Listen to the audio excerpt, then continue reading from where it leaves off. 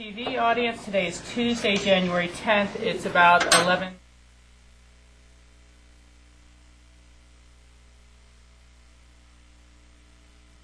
Going to be reviewing our Bureau of Land Management comments on their draft resource management plan.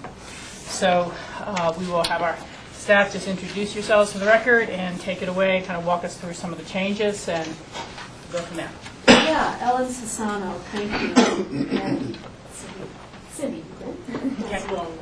Thank you. Based on the 3 public meetings that the Board of County Commissioners have had to date on the BLM Resource Management Plan, and also a meeting that Cindy and I had with some staff from other jurisdictions up and down the valley and some other public agencies as well.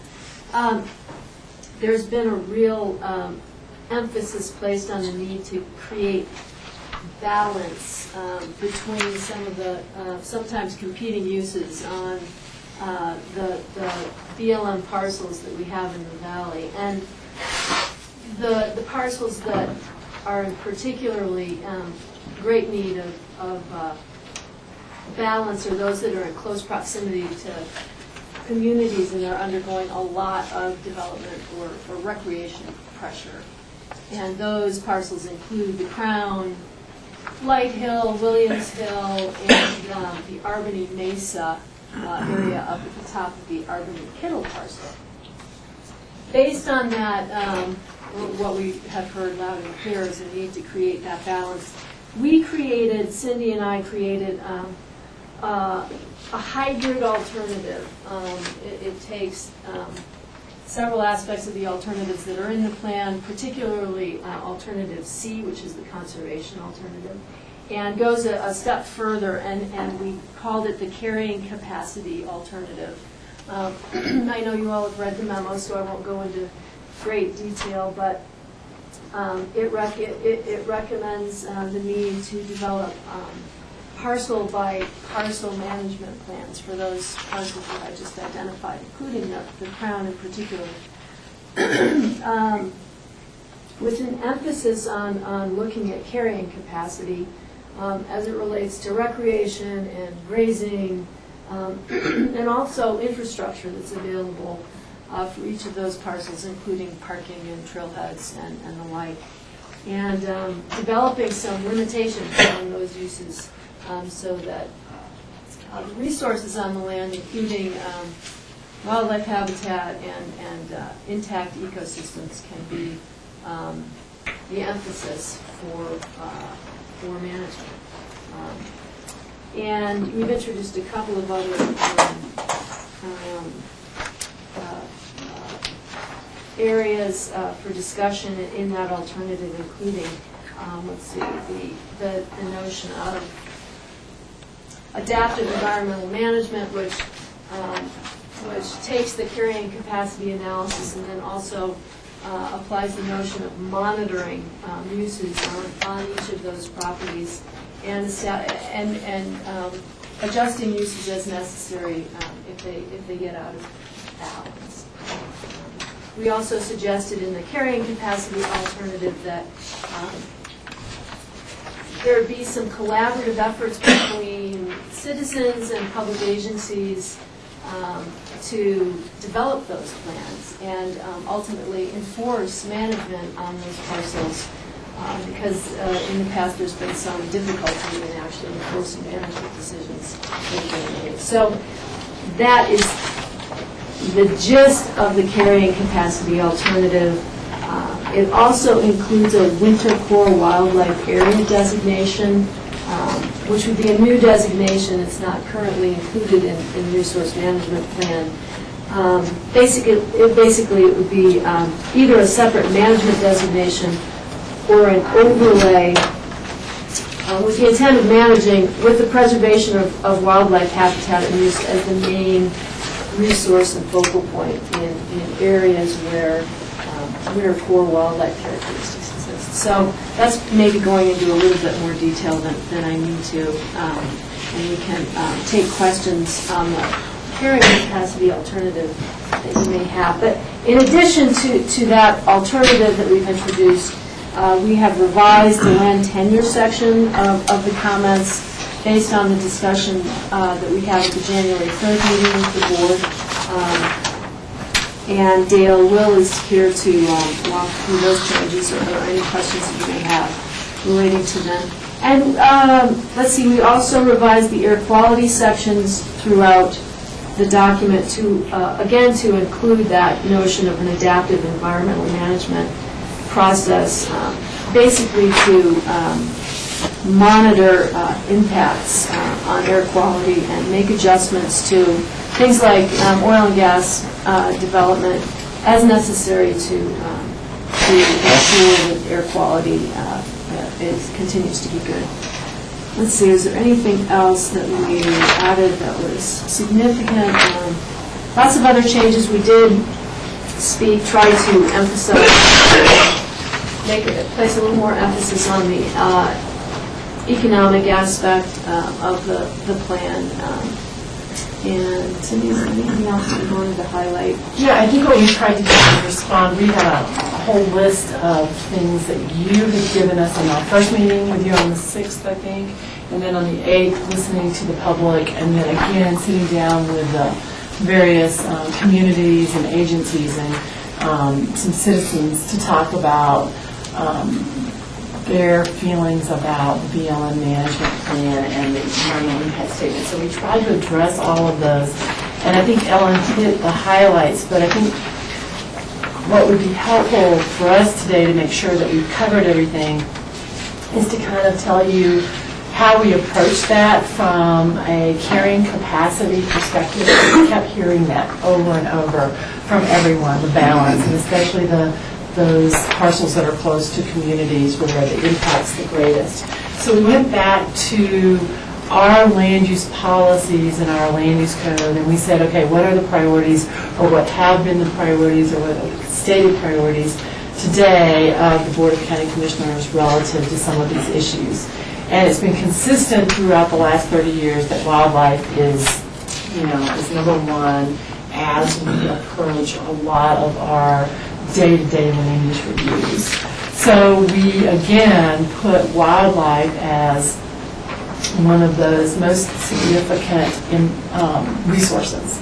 And we said, with wildlife being one of the most significant resources that we have in this valley, and with the threats that we hear, especially for the winter range types of properties, which it turns out the BLM properties are mainly winter range properties, because the Forest Service got the upper level properties, and then these mid-level elevation properties are the perfect winter range. How do we look at that balance? And we looked at some of the comments, and we talked with the wildlife, Division of Wildlife and Parks and Wildlife agency folks like Kevin, who's here today, and thought through it a little bit and thought, what was not emphasized, like some of the other special designations in the management plan, the core wildlife areas, while they were acknowledged, they weren't really emphasized as number one in any of the alternatives.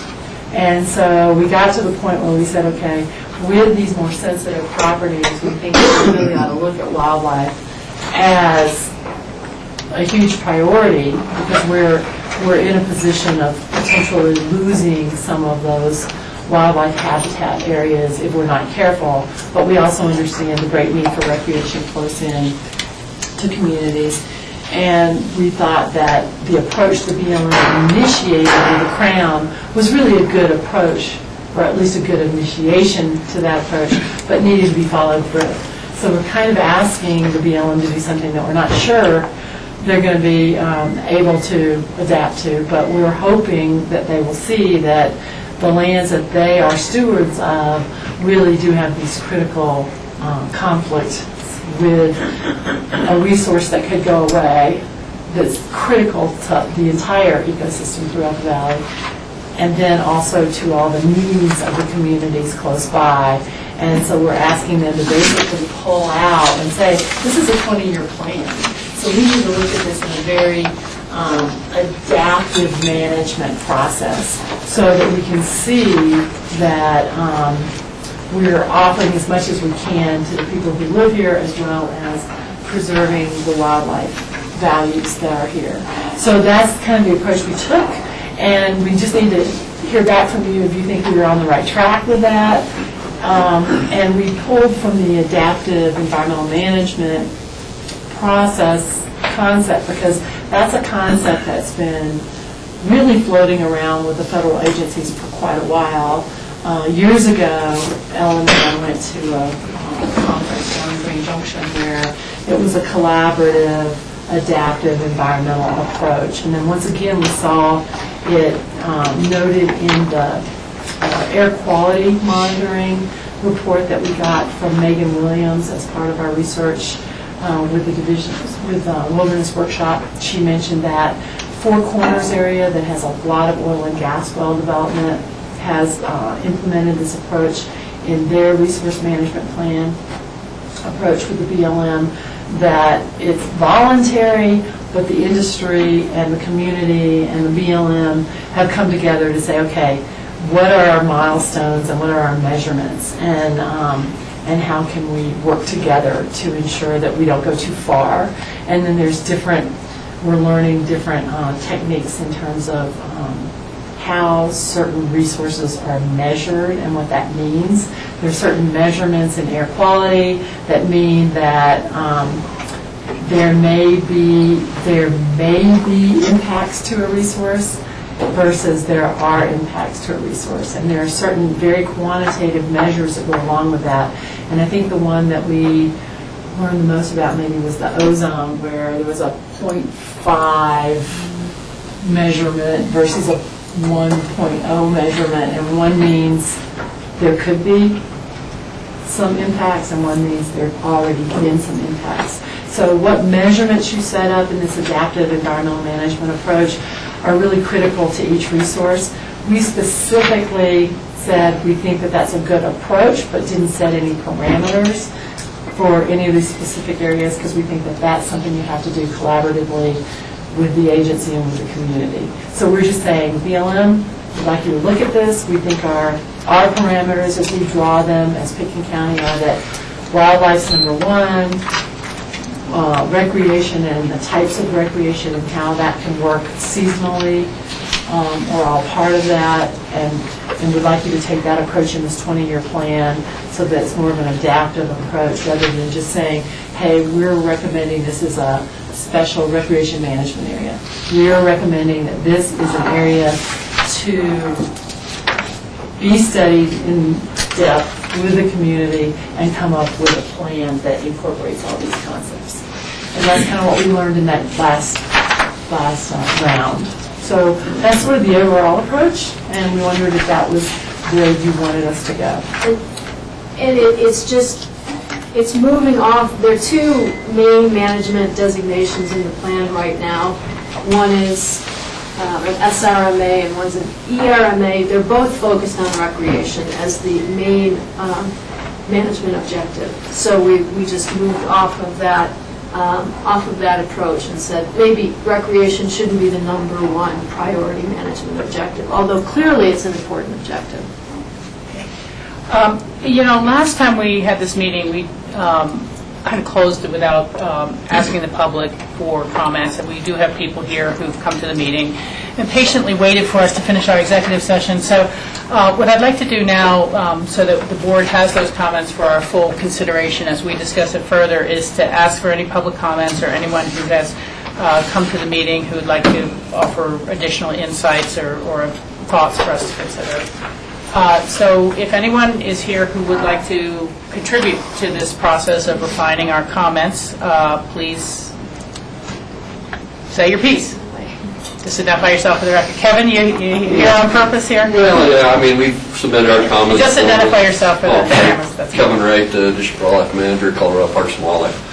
I just basically came here to answer your questions, if you had any questions from the wildlife perspective of the plan. So we've been to the open houses and everything by Pitkin County, so provided comments. So just kind of here today. If you guys have anything to ask, I'll be happy to answer. Okay, well, appreciate that. Others who are here? No one has any comments? Okay, very good. I guess I have one or two ones to put on the table for all of us to consider again, and then I'll turn it back to the board. But, I'm kind of wondering whether we should make a very direct reference to the 10th Circuit Court's roadless rules opinion. And, this is just for, again, consideration of the board, but a number of these areas in the Crystal River Valley were identified as roadless areas. And I think it would be appropriate for us to consider referencing that and asking that areas, roadless areas, roadless characteristics, be removed from any future leasing for oil and gas development. Or whether it's, I don't have the wording exactly here, but I think that should be kind of front and center of how we go about managing these lands. They're special. They've been identified as roadless. They have wilderness characteristics, I guess, basically in roadless areas, but they have features of that for the wildlife and for all the other concerns we have that would be vastly changed by adding roads to those areas. And so I think we should find some way to make that front and center as a lens through which the other comments are viewed. I see you questioning here a little bit. Does the roadless area designation apply to BLM or just Forest Service? I will investigate, and if it does apply to BLM lands, then yes. And we pop it in there. Okay. Yeah. I thought there was an inventory of both types of properties. Okay. But, It does apply to BLM, actually, but we should double check. Yeah, I'll check. we should double check. But that's something important to me. The other thing is, two less for my comments on carrying capacity and adaptive management. I think that we have to be somewhat explicit that should there be a change needed based on this monitoring and feedback and everything, that action can really be taken. That it's not, well, yeah, now we have some real bad air quality problems, but they've already drilled all these things. What are we going to do? Make them go back and retrofit them with new BOCC capture devices? No, we're not going to do that. They're kind of grandfathered in. We need to make sure that, that it's not just a phrase we use and then it becomes something that's somewhat impotent in actual application or, being able to request measures. I don't know if we want to ask that the adaptive management plan identify some direct triggers to actions or things like that, but I just, it sounds a little like the Colorado River agreement where they're going to learn by doing, and, how much water will the Front Range really give back when they learn that the fish are dying. I don't know. So I just want to make sure that adaptive management has the ability that, if people cross that line, you might be reeled back and need to make substantial changes to operation plans or whatever it is, so that there's something real there. And the other is on the carrying capacity. Do we need to be more succinct and more deliberate about, is it the human impact carrying capacity? I mean, is it carrying capacity, you usually think of, well, these 40 acres can support 12 head of cattle. That's the carrying capacity of these acres. So, we already know kind of what the carrying capacity of the wildlife is, but it's so maybe carrying capacity is not the correct term, but we're trying to say these areas can only carry so much human impact. And so how do we define that a little more clearly? And the last one I'd ask for is, I wasn't sure on the Light Hill, the trail that we're potentially developing, and I understand that, but are we requesting that be a non-motorized area? Do we need to request that? Is it currently motorized ATVs? What type of recreation area will that become, even if we, quote, attempt to limit it to our trail? Do we need to ask for a non-motorized use. So there's been some discussion of that not becoming like the Crown, not becoming like other areas as population demands grow. So I'll leave those three on the table as ones I want to bring forward to talk about initially, and then ask for others' comments. George? Yeah, I would support your idea in terms of bringing in the idea of the roadless rule and stressing that point in terms of no further oil and gas development on that. No leasing of roadless areas. Yeah. There's a couple of things. I know we spent quite a bit of time on this last week, but I think I noticed an error. On page 9, this was under land tenure. On page 9, under action item number 3, you have to add a bullet, land exchanges with private entities should result in no net loss of equal quality acreage in the Roaring Fork watershed. And then, which I agree with, but then if you go over a couple pages to page 11 under item number 6, under the third little bullet, it says to add a bullet, land exchanges with private entities should result in no net loss of Right. acreage. So That's an error. That's Thank an you. error. Yeah, duplication. I inserted one section and forgot to delete Okay. the other, so that on page 11 is the old, excuse me, the old text that you... okay, great. Okay. It actually starts on page 10, Okay, yes. where it says, I think disposal of BLM lands is repeated on page. Starts on page 9, actually. Well, I'm not Just looking for the errors. Yeah. So you'll get your chance. So I'll find where the duplication begins Okay. and delete it. Yeah, the other was just... And the shaded area is to be deleted, is that, and that's just from the old draft? You know what, I'm sorry, I did not intend to keep that highlight in.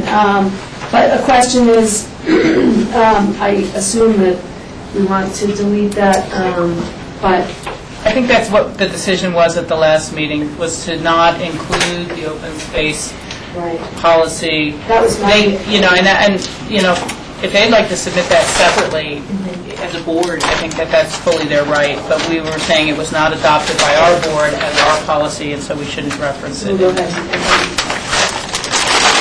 I think The, that's, go ahead, George, please.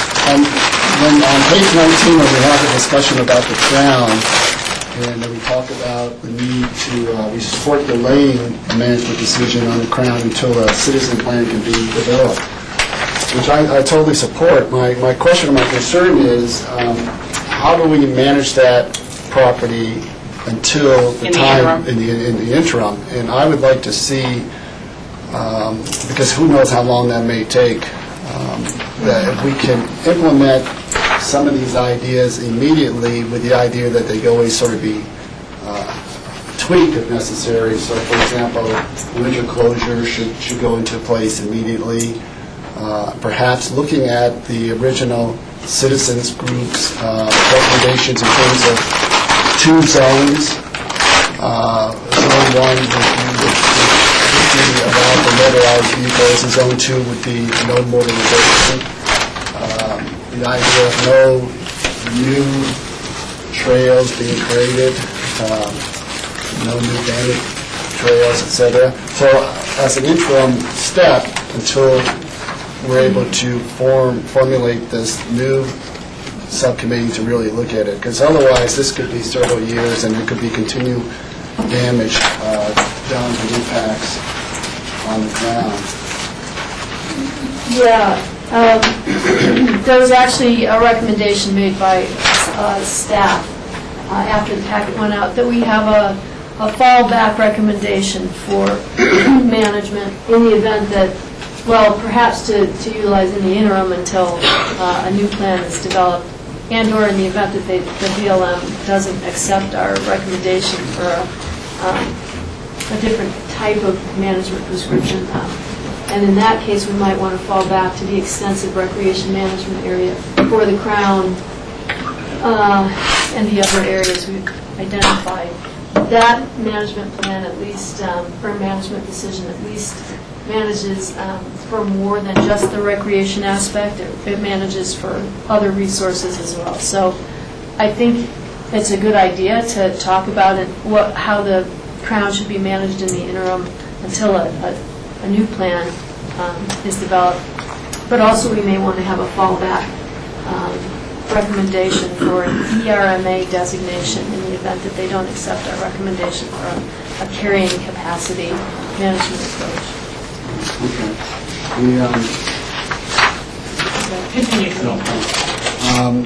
Back on one of Rachel's points on Lake Hill, I think we should, even though you sort of allude to the idea that we may need to look at a sub-area management plan for that, I think we should have that in there, because given that Open Space has purchased a parcel with access up to Lake Hill, from one side, on the East Hopers Creek side, there is right now motorized use up there. And so, again, I think there will be a potential for conflict. There certainly is a lot of wildlife up there. We should have winter closures up there immediately. So I would sort of drill down a little bit more on Lake Hill as well.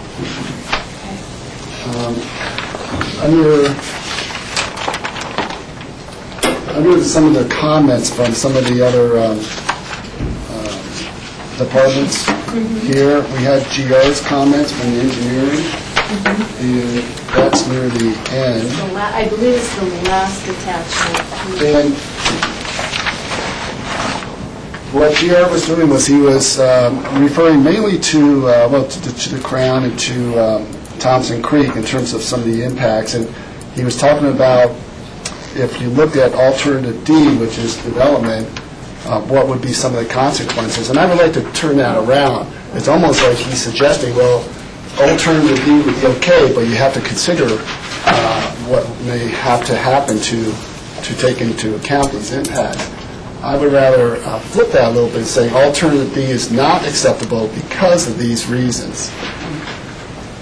Just to address that real quickly, I'm not sure, intend to give all of the staff comments to BLM. It's really just for you to understand where things were. But we did turn that around in our general comments to say that it's very important that the uses that are allowed pursuant to the management plan are consistent with the county roads. And that's on page 2. We basically said that the county is opposed to the use of the county roads for uses that are in conflict with the zoning and the designation of the roadways in the road management plan. And so that's our attempt to say, we have zoned these areas, and in this case, with Thompson Creek, rural and remote, and that it's inconsistent to widen those roads or have the uses of those roads different than how we outline it in our zoning. And that's something that I very specifically worked on with John Ely. Okay, so what you're saying is GR's comments may not be part of these packages going forward? We don't intend them to go forward. Okay, we intend this to be the great. The consensus, if you will, of everything, if that works for you. I don't think BLM's going to want to see all of our Internal staff notes. Okay. When this is finally done and released, where will it be available for citizens to look at the entirety of the document? Will it be on our website? And we can put it on, there's a portion of the community development website called alerts, or in the beginning of the city county website, alerts that say the things that are the most, important topics of the day, if you will, and so someone could get it there. Because this is, I just want to compliment you. This is such a great job, coalescing over 1,000 pages, of ideas and options and bringing it down to about 22 pages. And the way you did that in terms of by parcel and the new ideas in terms of a hybrid, bringing in the concept of carrying capacity, I think it's great. And I think a lot of people would be really interested in being able to read what we've been able to look at and really understand. Because this, as you said, this is going to be a document that will go forward for about 20 years. And depending on how the BLM actually utilizes these comments, can make a tremendous impact on how we want to see our county continue to look like in the next 20 years.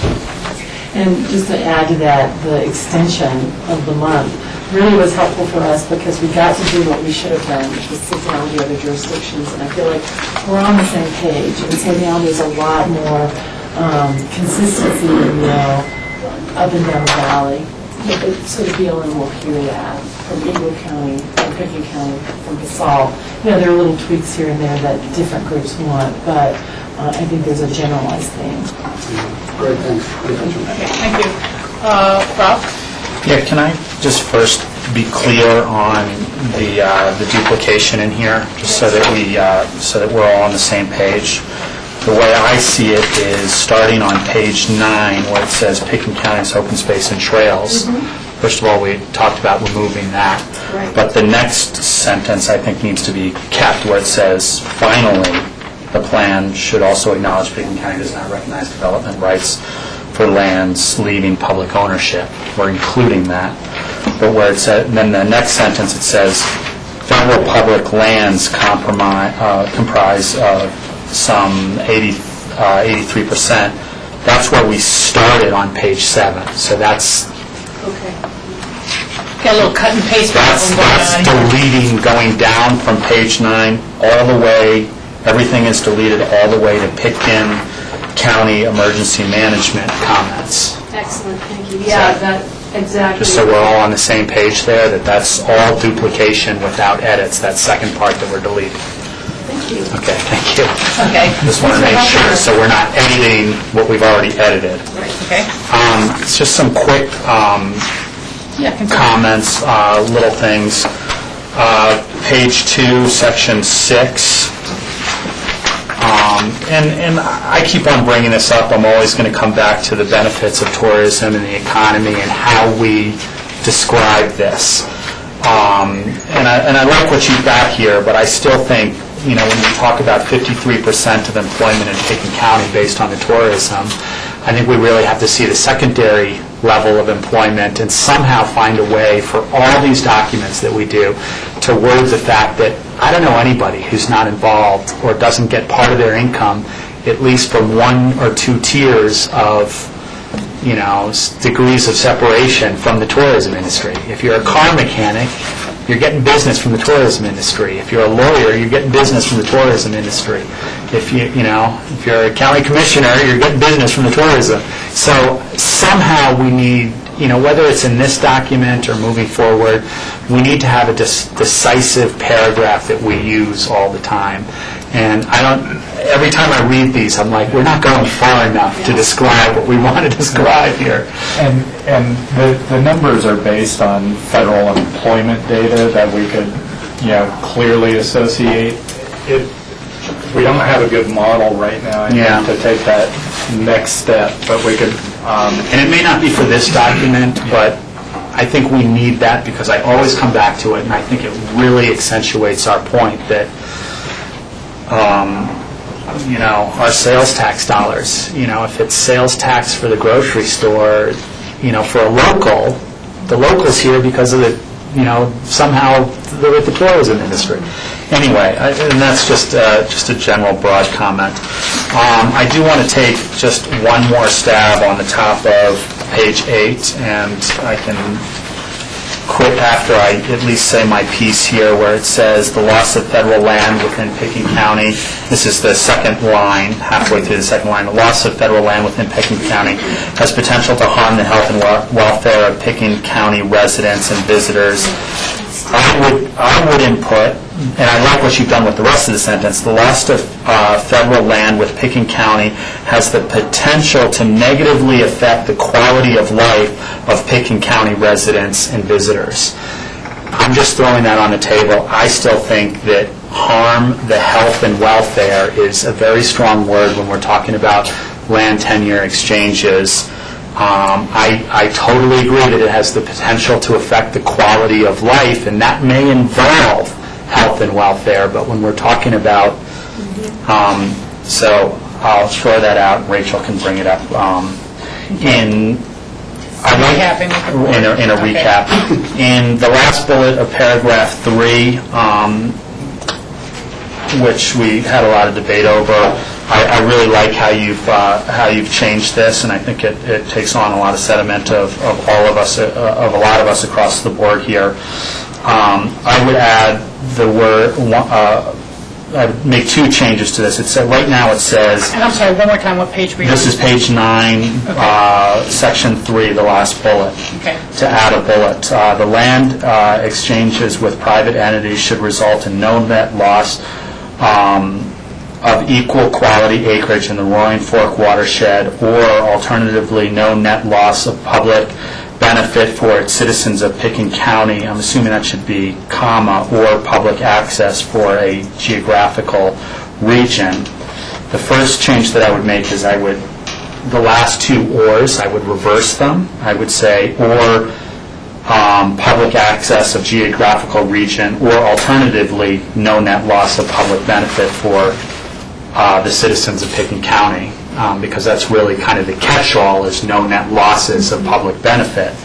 And then in terms of equal quality acreage, I would say, in terms of alternatively, no net loss of public benefit, I would say alternatively, no net loss of total public benefit. So really, that we're getting a total balance as opposed to, comparing, you get one apple for one apple or one orange for one orange. It's a total balance of total benefit. Total is a funny word for me, but I can understand if you're trying to get towards cumulative Yeah, cumulative. That's another word that I like, yeah. public benefit as a package. No net loss of cumulative public benefit. And we'll go back and double check in on the word on these, try to keep track. The other comment that I had was, and it really goes to this idea of carrying capacity in the various sections, specifically to, the sections of importance to carrying capacity, Light Hill, Albany Kittle, and the Crown, is, maybe having a distinct definition of what we define as carrying capacity in here somewhere, so that when we reference it, and I think it should be referenced in those categories, specifically with our regards to the public outreach that we did to the Crown regarding our recommendation that we defer some efforts until a final plan be put forward in order to determine and to manage carrying capacity. Because that's really what we're talking about in that area, and I would define carrying capacity for all uses providing sustainability for that given area, meaning that the uses aren't going to be diminished over time, whether it be for all uses, not prioritizing the uses, but for all uses, whether it be for wildlife, whether it be for recreation, whether it be for open space type purposes, those sorts of things. But I think that's something that we can put in as an overall thing that's important with a definition, and then refer to it in these sections. I know that's kind of a big change, but I think it's important for us to have in there, because I like this concept of carrying capacity. It seemed to be a lot of the feedback from different interest groups, but they all had the concern, is this going to be here 10 years from now for what I want? And that may mean restricting what they're doing today to accomplish that. Oh, come on, we can always have it all, can't we? That's all I'm going to go with for now. Thank you, Rachel. Thank you. Okay, so Ellen and Cindy, let's hear your initial feedback, and then we'll come up with Yeah, a I was just going to say, on plugging in some realistic numbers to really define the the importance of tourism in our local economy. Cindy got some great numbers from Northwest Council of Governments about the recreation economy. Unfortunately, the numbers are specific to the state. We weren't able to drill down to numbers that were specific to Pickens County, but we do have some specific numbers about how much is generated in terms of retail sales and state tax from the recreation economy. And so we can plug some numbers in to reflect the importance, the emphasis of the need for this revenue stream. But they'll be at the state level rather than the local level. If you'd like, we'll plug those in. Just as a quick overview, we have a couple of numbers here. Colorado active outdoor recreation economy, it's not defined, but generates nearly $500 million in annual state tax revenue, produces $7.6 billion annually in retail sales and services across Colorado, accounting for 4% of gross state product. So, we do have some of those numbers that we can plug in at least to define the magnitude at the state level. One that may augment that is, and I don't know for sure, but the Chamber of Commerce in Aspen has done some guest surveys before of why did you come, and a lot of it points to the arts naturally, but some of it points to outdoor recreation. Okay. And so, that 17% of the Chamber of Commerce visitors who filled in the survey, which is a survey of how many visitors they and Snowmass somehow believe we have in a year are here to enjoy outdoor recreation. I just check with them and see when their most recent survey was and if there's good results for us. George and then Michael I was both just have going to add a feed in onto that. onto that, Ellen. There are some numbers from Fish and Wildlife Game. Yes. It's $1.5 billion worth of business, and that's a big number that you can get. Yeah. It's interesting. We were just at a economic presentation on what am I trying to say? The water. Water shed communities, and their number they came up with was for Pickens County was 49%. But again, they were just looking at specifically to the tourist industry, lodging, retail. And so that number is very hard to come up with. I agree with Rob that everything that we do here in this county at some point comes back to tourism, whether real estate numbers. Why is our real estate value the highest in the state and almost the highest in the country? Because of the landscape that we have here and where they want to invest. They don't want to invest in the urban area. They want to invest where there's a lot of open space and a lot of pristine areas. Okay, yeah, and we will come up with that beautiful paragraph that we can insert into every letter. And we are looking at, quote, a relatively light agenda tomorrow, so if you would like to bring anything back to us during open discussion, not that you have to have it completed by then, but you can check back in with us. So I want to let you know that. Michael and then Jack. Well, you're not going to get the figures that both Rob and George referred to, so all you have to say is these are verifiable figures. We believe, Pickens County believes, greatly exceeds those. Leave it at that. Yeah. Right? That's a nice thought. Leave it at that. Now, just a general comment on the drift of what we've heard, the comments, what we've heard, and what we're asking the BLM to do is, I think, a significant change for the BLM.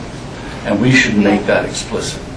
That these concerns of carrying capacity, of sustainability, of monitoring air quality are actually things that they haven't done, and they will admit that they haven't done.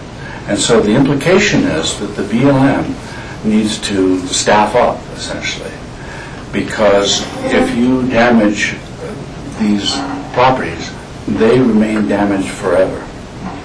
And that means enforcement officers have to be in the field. They have to have a mission to protect these properties. And then there needs to be an office with people who are checking on the data that's collected from oil and gas, air quality, and from on-the-ground, geological and wildlife changes to those properties. And so they can adopt this plan, or they, come close to it perhaps.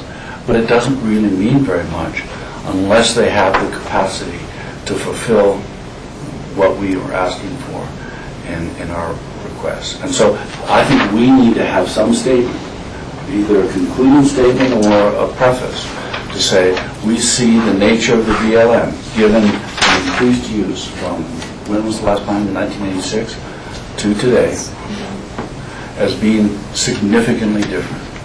And the numbers of mountain bikes, the numbers of ATVs, the numbers of whatever it is, are increasing hugely. And you don't have the capacity to do it unless you change the nature of the BLM. And the problem, of course, with that is that people are gutting the BLM, they're gutting the Forest Service, and we're stuck. So our best aspirations are undermined by neglect, by budget cutting, and by people who just don't have the kind of concerns that we do. But just in general. Yeah. And, I was going to say, I understand those concerns. I think we have to be careful in terms of how we phrase it, because you don't want them to reach a conclusion in their record decision that says, we don't have the staffing capacity, we're not going to have the staffing capacity, so therefore it's better for us to lease the land for development, because then at least the state regulators take over inspecting the field. I think we want to, again, just be very careful that we don't give them a default position that says, well, we really can't manage it, so therefore we should dispose of it, or we really can't manage it, so therefore we should lease it to those who can better caretake the land. Yeah, but my view is, Rachel, that unless you're passionate and you care about something, and you express that passion and that care, being careful about what you're saying, because they might choose another position. This paper is not just for the BLM's consumption, but it's for public consumption. And we have to make people aware of what the implications of what the BLM is proposing. And unless we do that in a public way, in this plan, we have failed as passionate guardians of the environment, which is what Pickens County is. Yeah, and I'm not trying to negate your comment at all. I'm just saying I'd like to make sure that we don't create an out for them, or actually end up by default pushing them into a direction where they say, well, this is what we thought you asked for.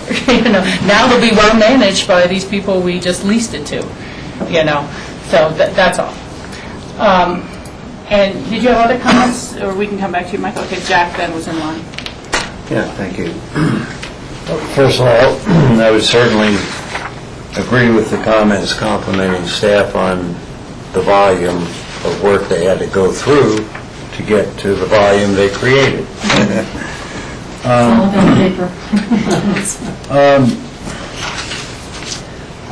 There's two things that we're going to present: a format, and content. And I'm wondering, because of a comment I heard earlier, really, what is the format? What is the product that we're going to send relative to what we have in front of us? Is it in total attachment A with, in fact, a cover letter, I would assume, something? Because I think the cover letter needs to focus on some of the things that we've already heard, but I'll just mention a couple of things that the way Pickens County's approach has always approached issues and dealt with competing values is that you call it resource values or 1041 values or whatever, always take precedence over recreation. And I think we ought to be saying that up front and link it to the importance of the natural environment is so integral to our economy and our well-being or quality of life, whatever. And then, of course, the comments about carrying capacity. I mean, personally, I've dealt with that term for maybe 4 decades, or pieces of 2 on either end and 20 years in between. And it's very hard to define, but I think we can get the point across about what we mean.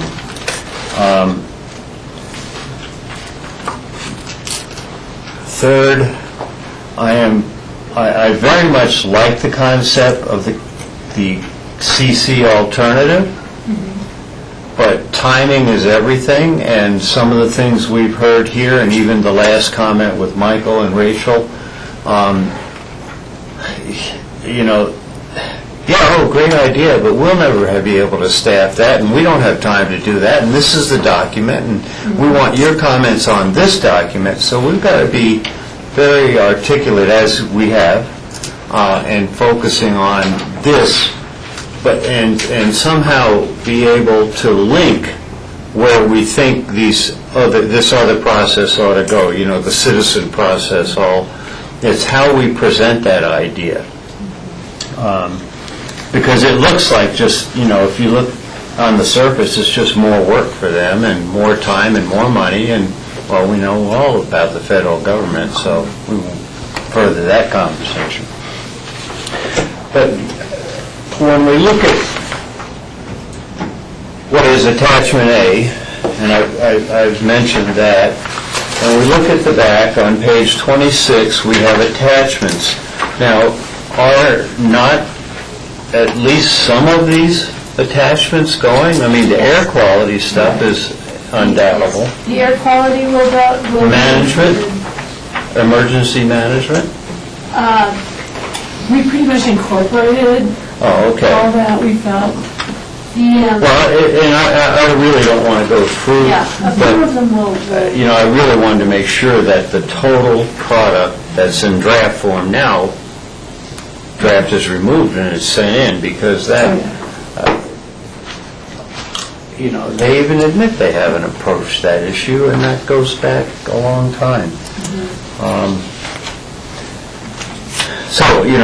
I guess if this comes back, for example, tomorrow, I would at least like your feedback as to what will be included, so we have an idea.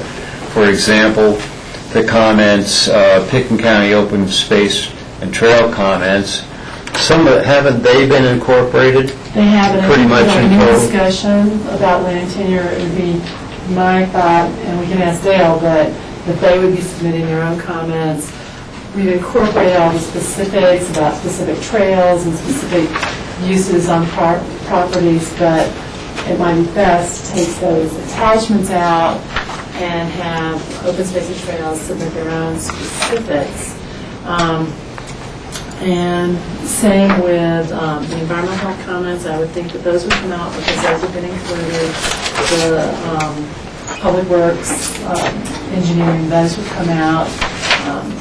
Brady's comments on emergency management have all been incorporated. How about oil, shale, and tar sands? Is that a separate document, or did we feel we covered it? The letter that we wrote, I refer to, and I think that would remain as an attachment. Okay. As for reference. So anyway, I don't need, for my personal sake, other board members can give their own feedback. We need to go through one by one, are you going to this or that or whatever.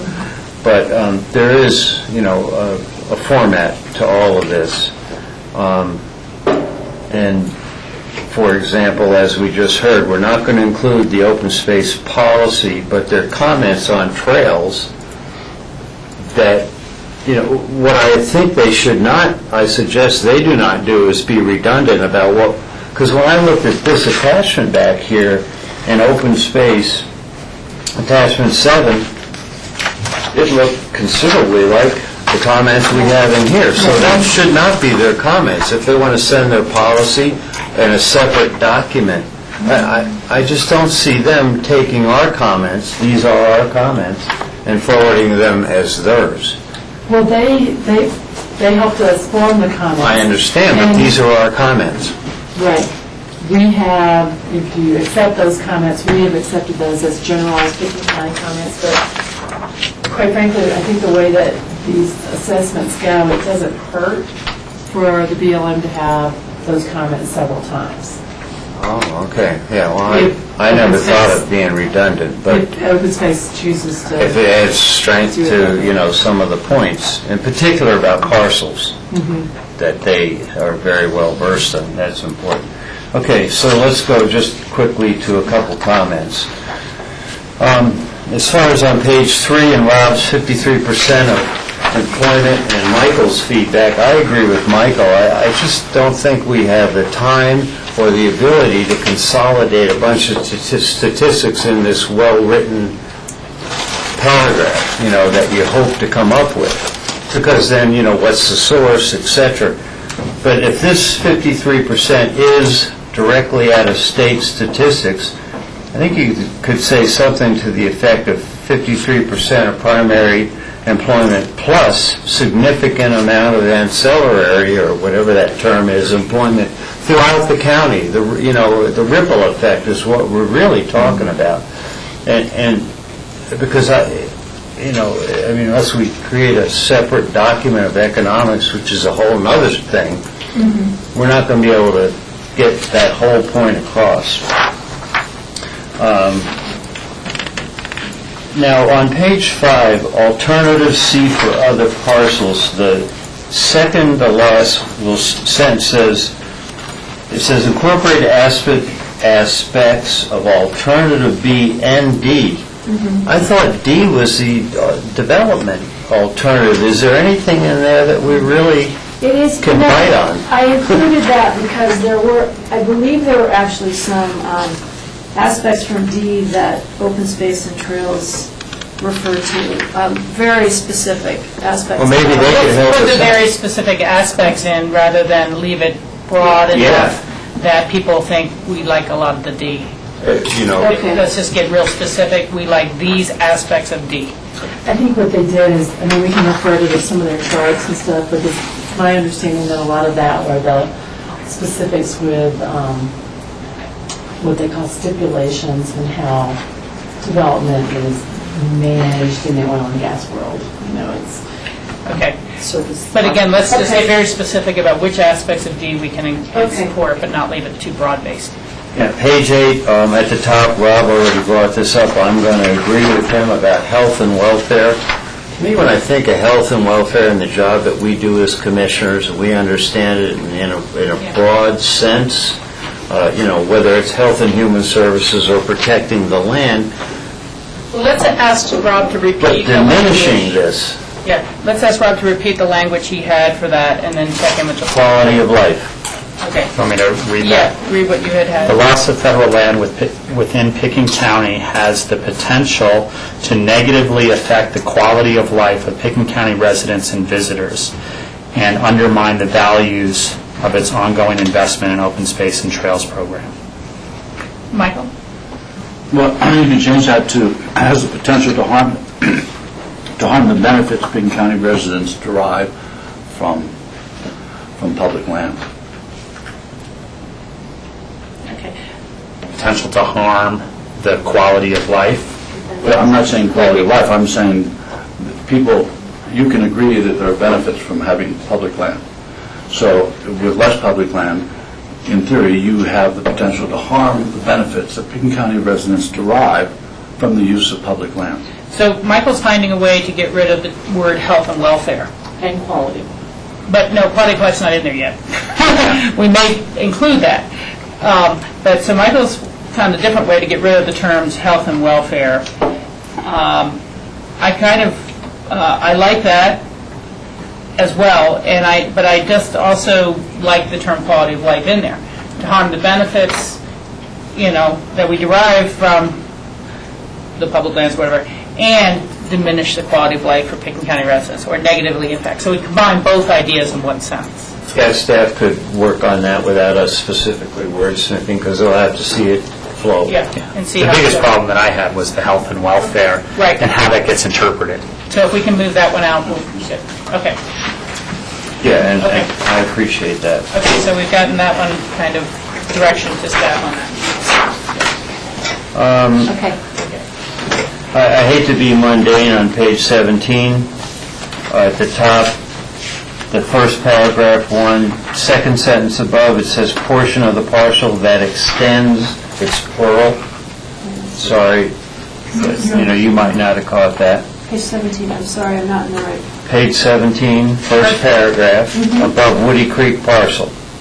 Oh, okay, so it's, Parcel that extends, just add an S. oh, okay, got it. Now, Rachel, I have to Okay, ask go ahead. staff a couple questions here. And under number 3, go down to where it kind of has its separate Still on page sentence. 17? Yes. Okay. Picken County acquired public recreation access to this parcel and national forest behind. And then you're talking about one of 3 access, this isn't a Woody Creek issue. What are we saying here? Well, all those, there are basically 5 access points. And if 3 are accessible and 2 are not? No, it's just, it is important to maintain all those access points, all 5 of them.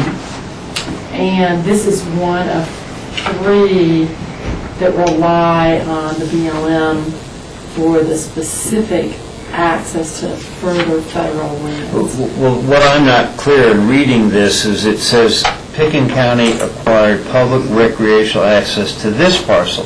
So, but which parcel is it? It's one of the 5, but it's not telling me. I mean, maybe I'm not getting... This is a parcel north of the red cut road above Chaparral. There's not a, we can see if we can get a better It's the name. title parcel.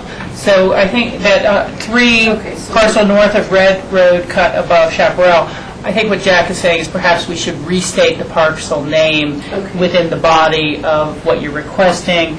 I can also see breaking those up into 3 smaller paragraphs so they're clear. It's not running on so much. Okay. Yeah, I needed some clarity. Okay. I get where Chaparral is and the 5 access.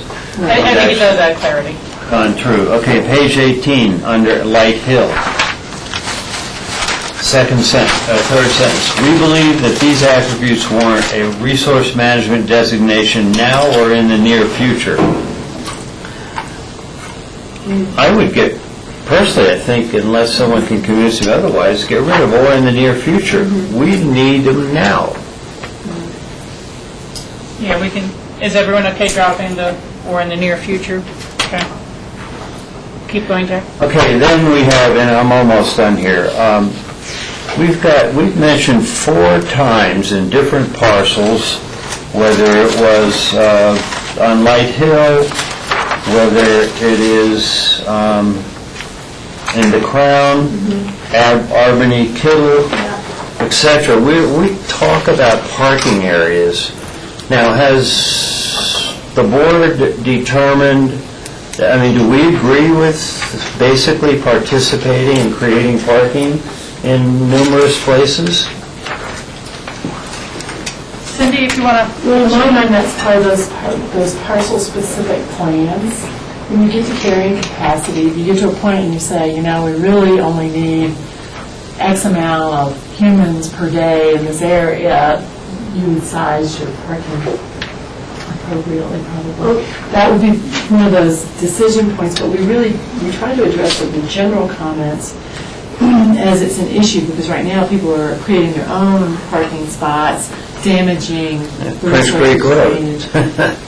So perhaps instead of suggesting that parking be better established and managed, perhaps we could just say parking be better managed, and that doesn't suggest that more is establishment. necessarily better. Yeah. Is that- would that be Management might include establishing it. Right, so let's leave the term management, Do drop we the want staff. to kind of encourage the creation of numerous parking lots? Maybe not, but Yeah, so managed in such a way to affect the appropriate carrying capacity and not damage surrounding watershed lands, whatever. Or link it, and then maybe it's possible to link it to that carrying capacity comment. Yeah. Okay, that's a good one. That's the intention. That's a good one. We'll work a little further on that. I mean, we hate to keep sending you guys back for more drafts, but this is working so Yeah. well. You've done such a great job. It's easier to be an editor than an originator, I'll tell you that. Okay, Jack, you had 1 or 2 more because we have only 15 minutes before we go into our next meeting. I think we'll just call it good. I appreciate the working together here to moderate some language, to eliminate the policy by the Open Space Board and Trails, and they certainly have every ability to do their own comments. And again, this is just a massive work, and I'll look forward to actually seeing at least a final document somewhere. Cindy, refresh our memories. When is the final comments due? 17. The 17th. And today is the 10th. I was chatting with someone last night who lives in the Light Hill area, and mentioned, well, you should get comments and individually, because you live near the area. And they expressed that, yeah, because, people kind of run through my gate before saying that they could get up to that land because it's BLM land and conflicts. I think we should try to put a letter to the editor in the paper that is similar to what you guys handed out at the public meeting, to just list for the public what is the address, what is the deadline, and what is the link to the website if they want to review any documents, and that we are, as Pickens County, are continuing to encourage public comments, as well as our comments on this document. So, I don't know, it has to be a paid ad that Pat Bingham puts together, but, to take advantage of the free letter to the editor section, and just be very simple and very short, and we would just want to make sure everyone's aware, and these are the pertinent addresses would be helpful. And we can write it and ask. Yeah, you can put my name on that. I mean, not that if that's how you'd rather submit it, but, you can do it too. Or from Pickens County, Sure. Send it in from John. But we just want to encourage public participation, clearly. Is it reasonable maybe to ask Pat if the papers would do a PSA? Hey, notice, let final comments due, and Well, I'm just trying to think about layout and space like that.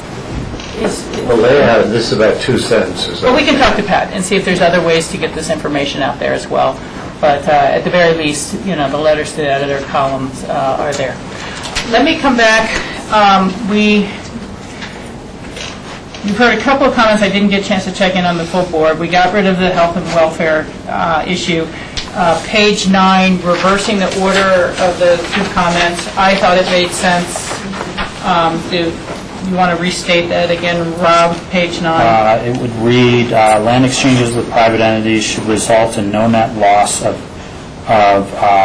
equal quality acreage in the Roaring Fork watershed, or public access for a geographical region, or alternatively, no net loss of total public benefit. You use the word cumulative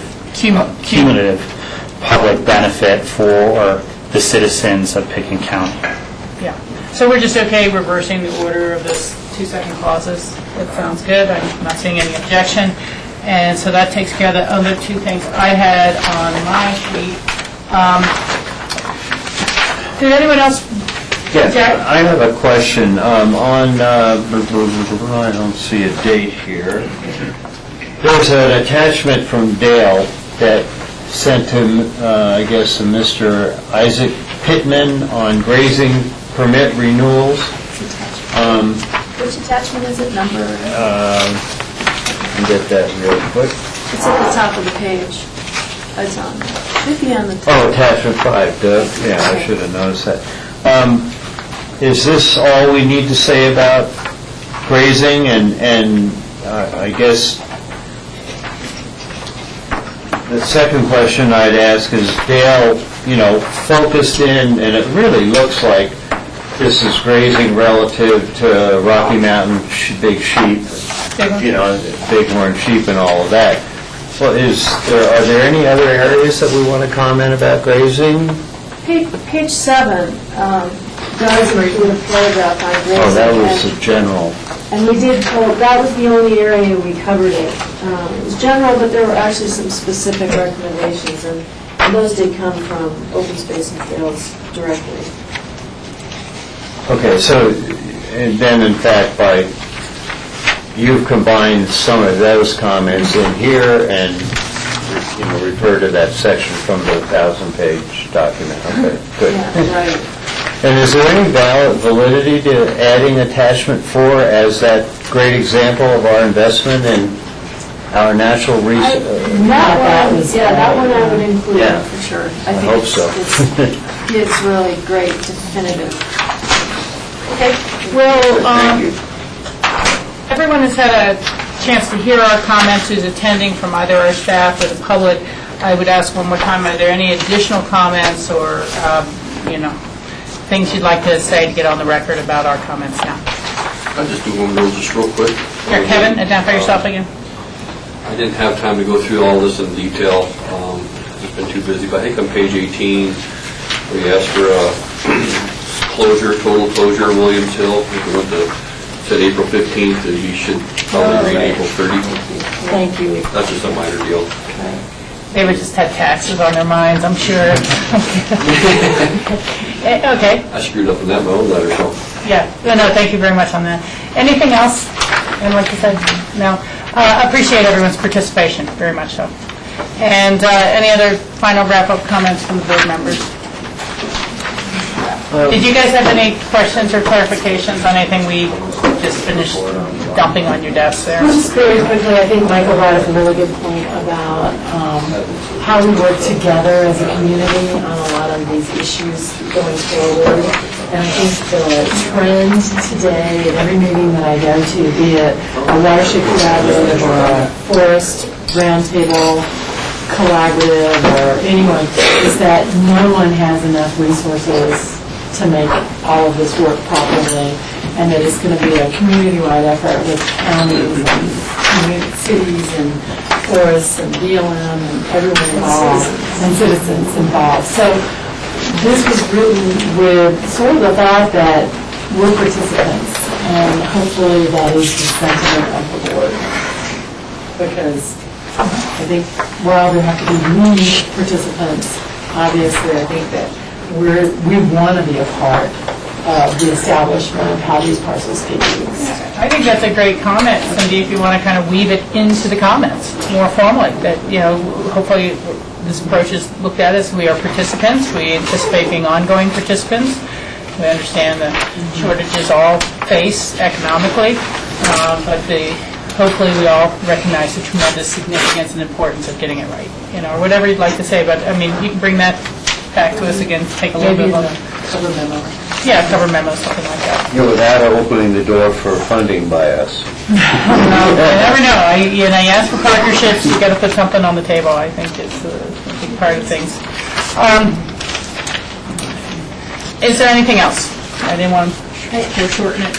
I guess I have one question.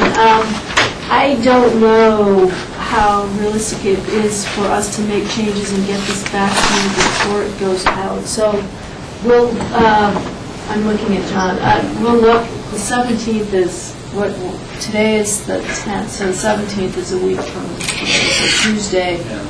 So, in terms of sharing, I'm not sure we're going to be able to get it back to you realistically before it goes out. Right.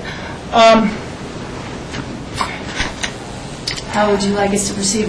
I'm sitting here thinking, if there's any way it can be emailed to us, at the end of Friday, because Monday's the holiday, we could at least maybe offer any last editorial comments Tuesday morning during our work session. I don't know if we can, or give you feedback directly about that. At that point, obviously, they'd need to be relatively minor. They'd have to be really minor, I know.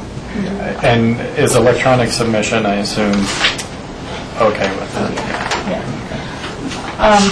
Michael, what's your thought? I'm comfortable with the way, we've gone over this document many times, and I think we've hit all the substantial or substantive points, and so I'm comfortable with the staff refining what was said today and sending it off.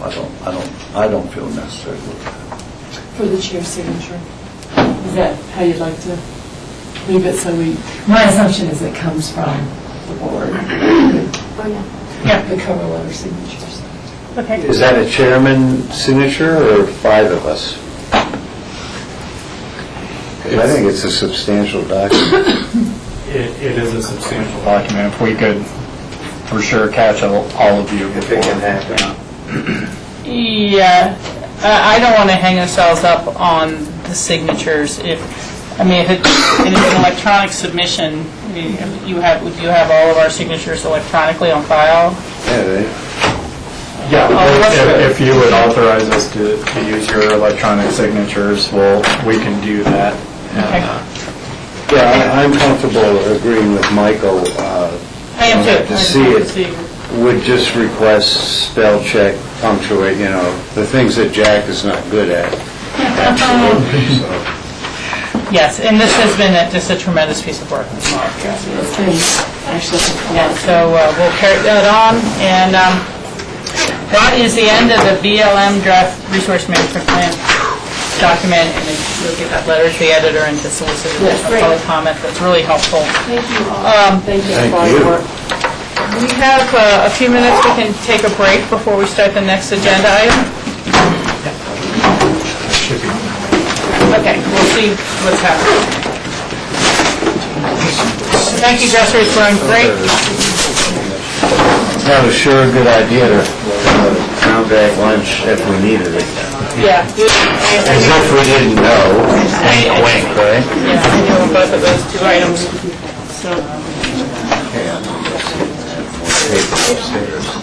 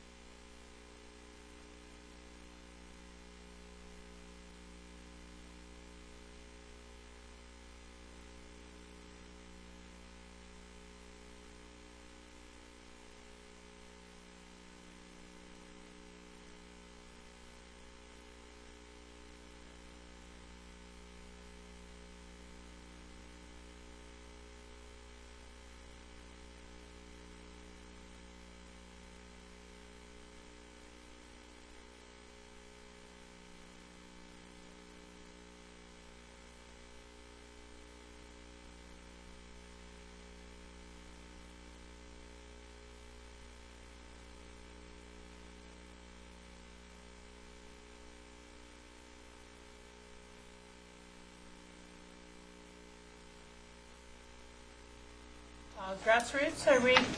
Thank you. First, I need to say welcome back to our Grassroots and CGTV audience. It is Tuesday, January 10th, and it is about 1 o'clock in the afternoon. You're tuned into the regular work session of the Board of County Commissioners, and we are going to go into a special meeting so that we can convene as the Board of Social Services. Is there a motion to go into special meeting? So moved. Is there a second? Second. All those in favor say aye. Aye. Aye. Okay. And now we are in a special meeting. We'd like to welcome our guests here today, and let's begin with the regular agenda. I don't know, John, if you want to introduce things, or... Okay. Okay. I will. Thank you. This is our quarterly Board of Social Services meeting, and coincidentally, the Board of County Commissioners are the Board of Social Services. But And for the record, you are? and I am Nan Sundin. I'm the Director of Health and Human Services. Thank you. And we have with us today a part of our team, and I will let them introduce themselves. Kathleen Lyons, Economic Services Director. Thank you, Kathleen. And Connie Garofalo from the Finance Department. Thank you. Kim Dubois, Adult Family Services Manager. Shirley Redford, Director of Kids First. Thank you for being here, Shirley. And Mitzi Lettingham, Deputy Director. Thank you, Mitzi. Okay, so just a reminder, because it gets complicated, I think, for me too. So Health and Human Services is a big division, and it covers senior services, human services, health and human services, 3 different sort of departments. And today what we're here to focus on is the Human Services Department, which formerly was known as Social Services. So within the Human Services division, piece of our division, we're talking about economic security or public assistance, protective services, both child and adult, and child support enforcement, and child care. The main categories that you'll see in a budget for human services are something we call admin, administration, which is all of our costs for economic security, public assistance, as well as the director's time, and then child care, child welfare, and then TANF, which is Colorado Works Welfare to Work program. So I like to give that orientation because it's so complicated. I want to make sure that you all understand we're not talking about the Healthy Community Fund today. That's a different part of our division. We're not talking about senior services. We're not talking about any of the contracts that we have through the Healthy Community Fund. What we do have in human services are a few contracts with other counties. For example, Kathy is here from Eagle County Economic Services, and they do all of our public assistance for Pickens County. Garfield County does all of our child support enforcement, all our long-term care eligibility, which is basically Medicaid eligibility for people going into institutions, nursing homes, and then child care licensing. And so we're pretty much spread out all over the county. And you all have an obligation by statute to oversee our budget, make sure that we're working within our budget that you all adopted. You have an obligation to oversee what we call the client payrolls, which is basically the direct benefits, public assistance benefits to clients. And then you have an obligation to oversee any of the policies that come out of social services or any decisions that we make. So about, this is our 3rd time meeting in a quarterly meeting. And I thought we would start as, sort of go with the flow of the memorandum, which starts with our budget to actual. And just a heads up that we're meeting fairly quickly after the last quarter because of the child care issue. And generally, we will be coming to you at the end of the month after the quarter. So we should have all the information, but you'll notice that we only have January to November budget to actuals. And this is a enhanced table that Connie did as a result of your input at the last meeting, wanting to see more the revenue piece and the percentage of the budget. So I'll let Connie just go over a little bit about the first Human Services budget to actual report. Thank you.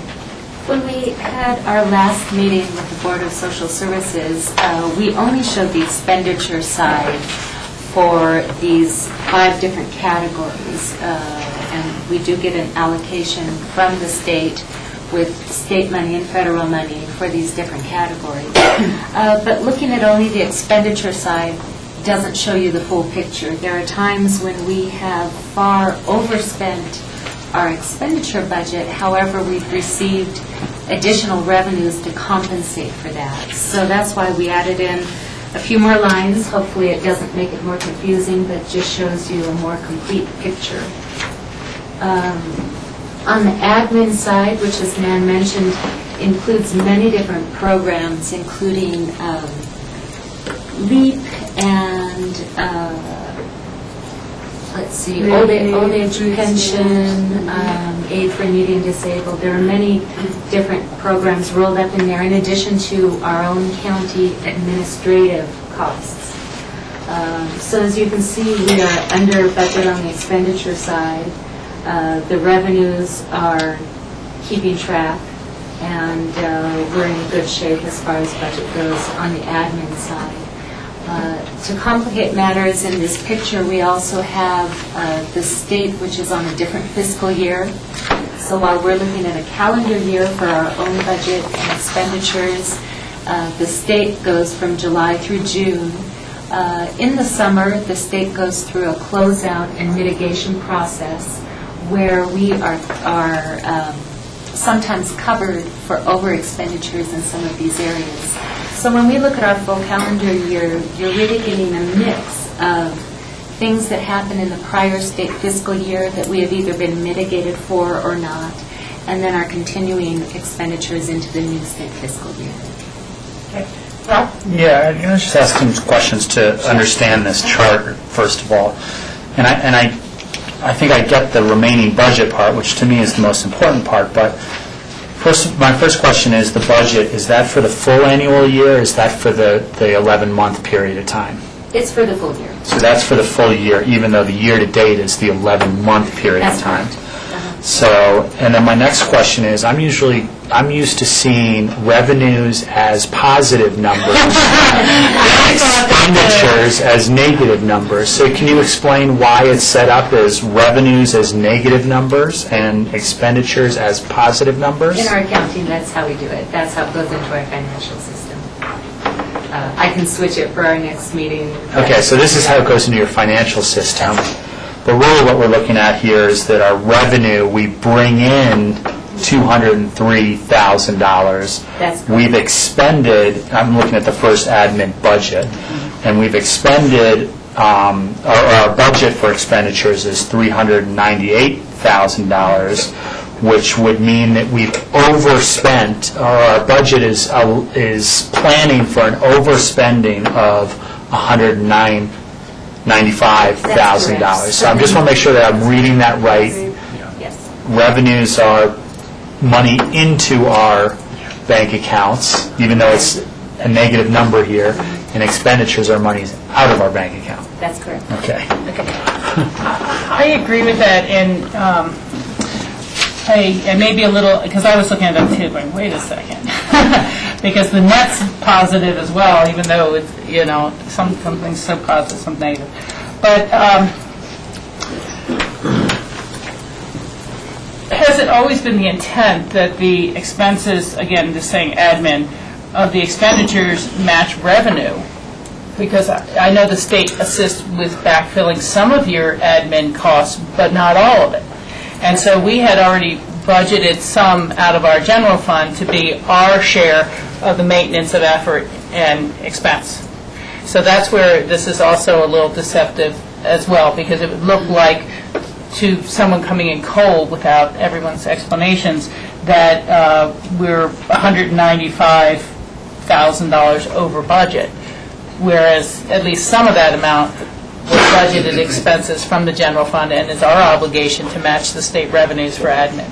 Yes, and generally speaking, we are responsible for 20%. And between state and federal money, it's approximately 80%. That will vary a little bit with different programs, but that's the typical percentage split. What you do not see in this chart is the other offsetting revenues that we receive from property tax.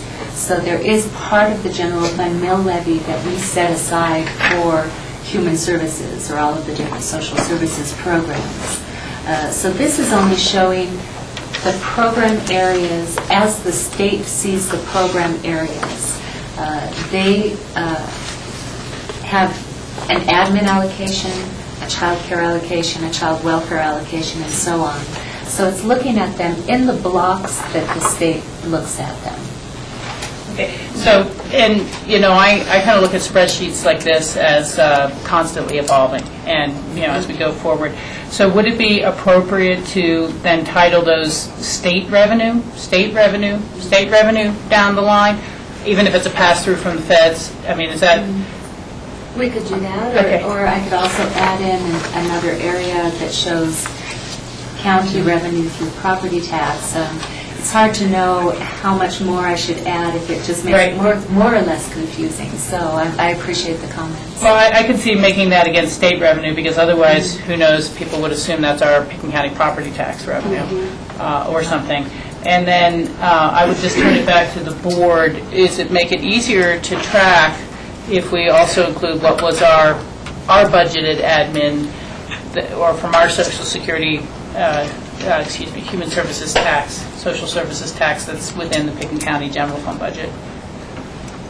Do you want to include that revenue? Is that what you're asking? Yeah, again, it just makes it look like if someone just read this out of context, it looks like, well, we're way over budget on a lot of these things, and we didn't budget appropriately. So but if we actually did budget for our maintenance of care, our contribution to it, it seems like it should be different. It's a good question. Because we get these blocks, and this is what drives the development of our budget. And then, once we know what the blocks are, and we know what we expect the expenditures to be, we set the mill levy for social services. And that's the property tax. It's supposed to be, my understanding, the first mill in all the mills that a county sets statutorily. So the question that you have is, should we include all revenues here, including the property tax? It's probably the only other main river. Yeah, and you know, and I'll leave it to you to continue to let it evolve. But I'm just, again, if you were a citizen trying to understand our packet, it looks like we're just wildly over budget, and it's not accounting for budgeted revenues that we'll be putting towards this. And we look at the bottom line net, we're actually under expended. That's right. So it's a matter of how you look at it. I know. So if you do look down at the very bottom line in the yellow, where you see the total programs, and our budget was to have a net of $331,000, so $331,000 more in expenditures than in revenue coming in from the state. And then where that's offset is by the property tax that comes in through the county general fund.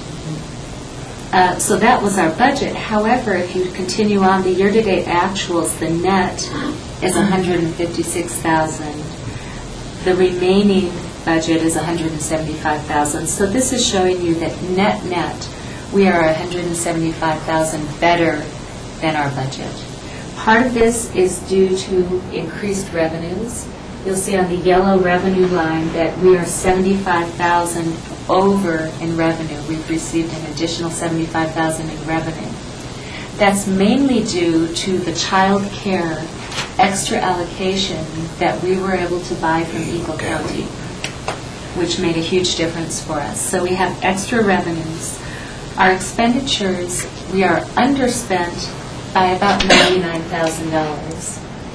And about half of that is because we had no legal fees during 2011. There have been some years where we can have even $30,000 or $40,000 in legal fees through our county attorney, and we had no legal fees this year.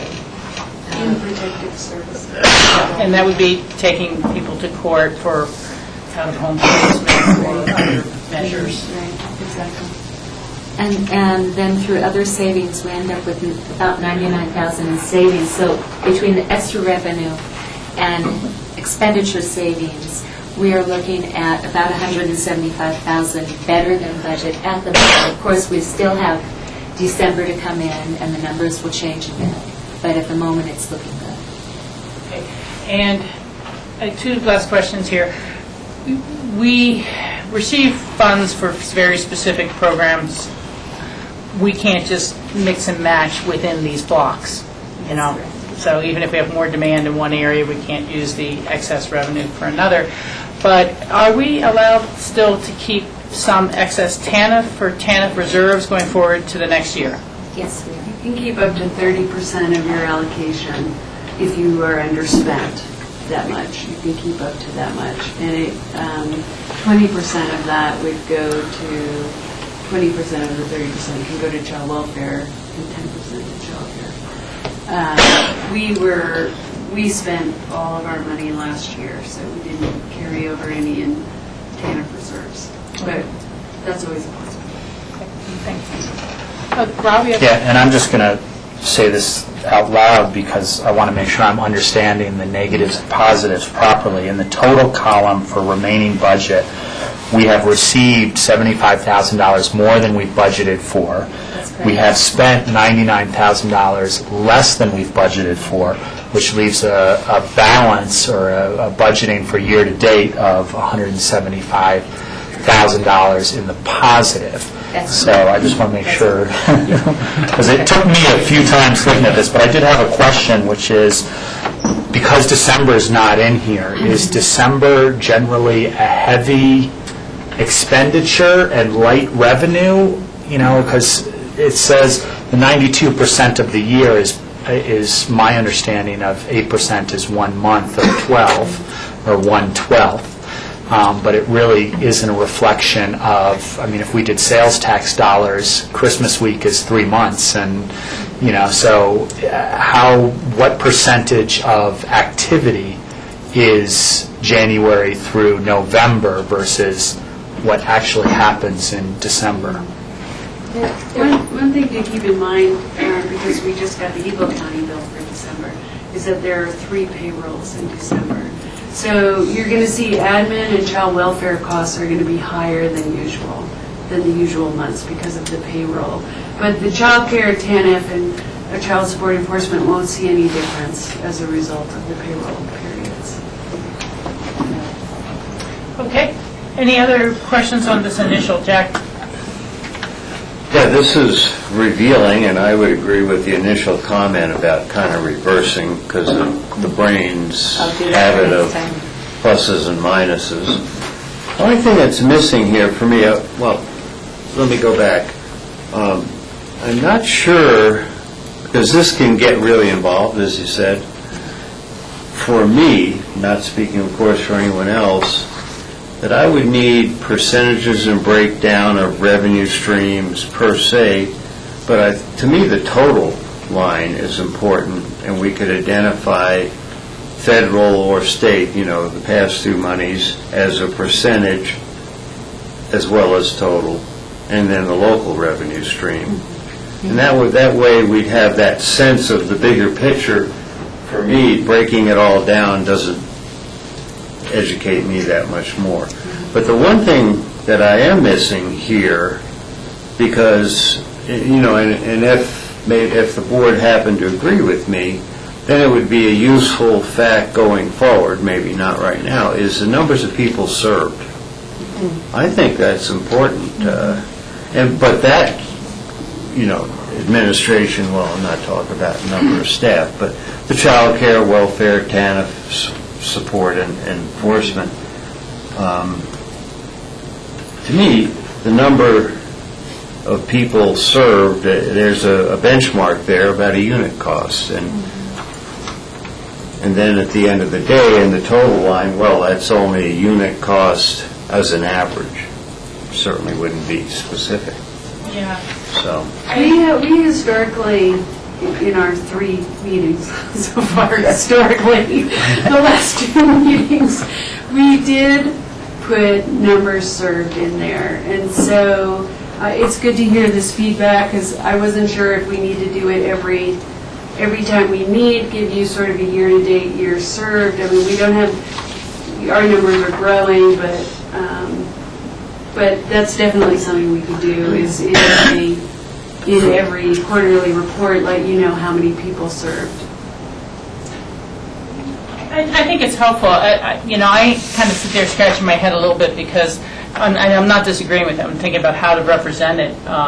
Because if you have one child in a family who qualifies for C-CHIP insurance, you're kind of serving the whole family, even though just one child's the one who gets the insurance program, but the family is so benefited by having some sort of insurance protection. So it gets a little tricky.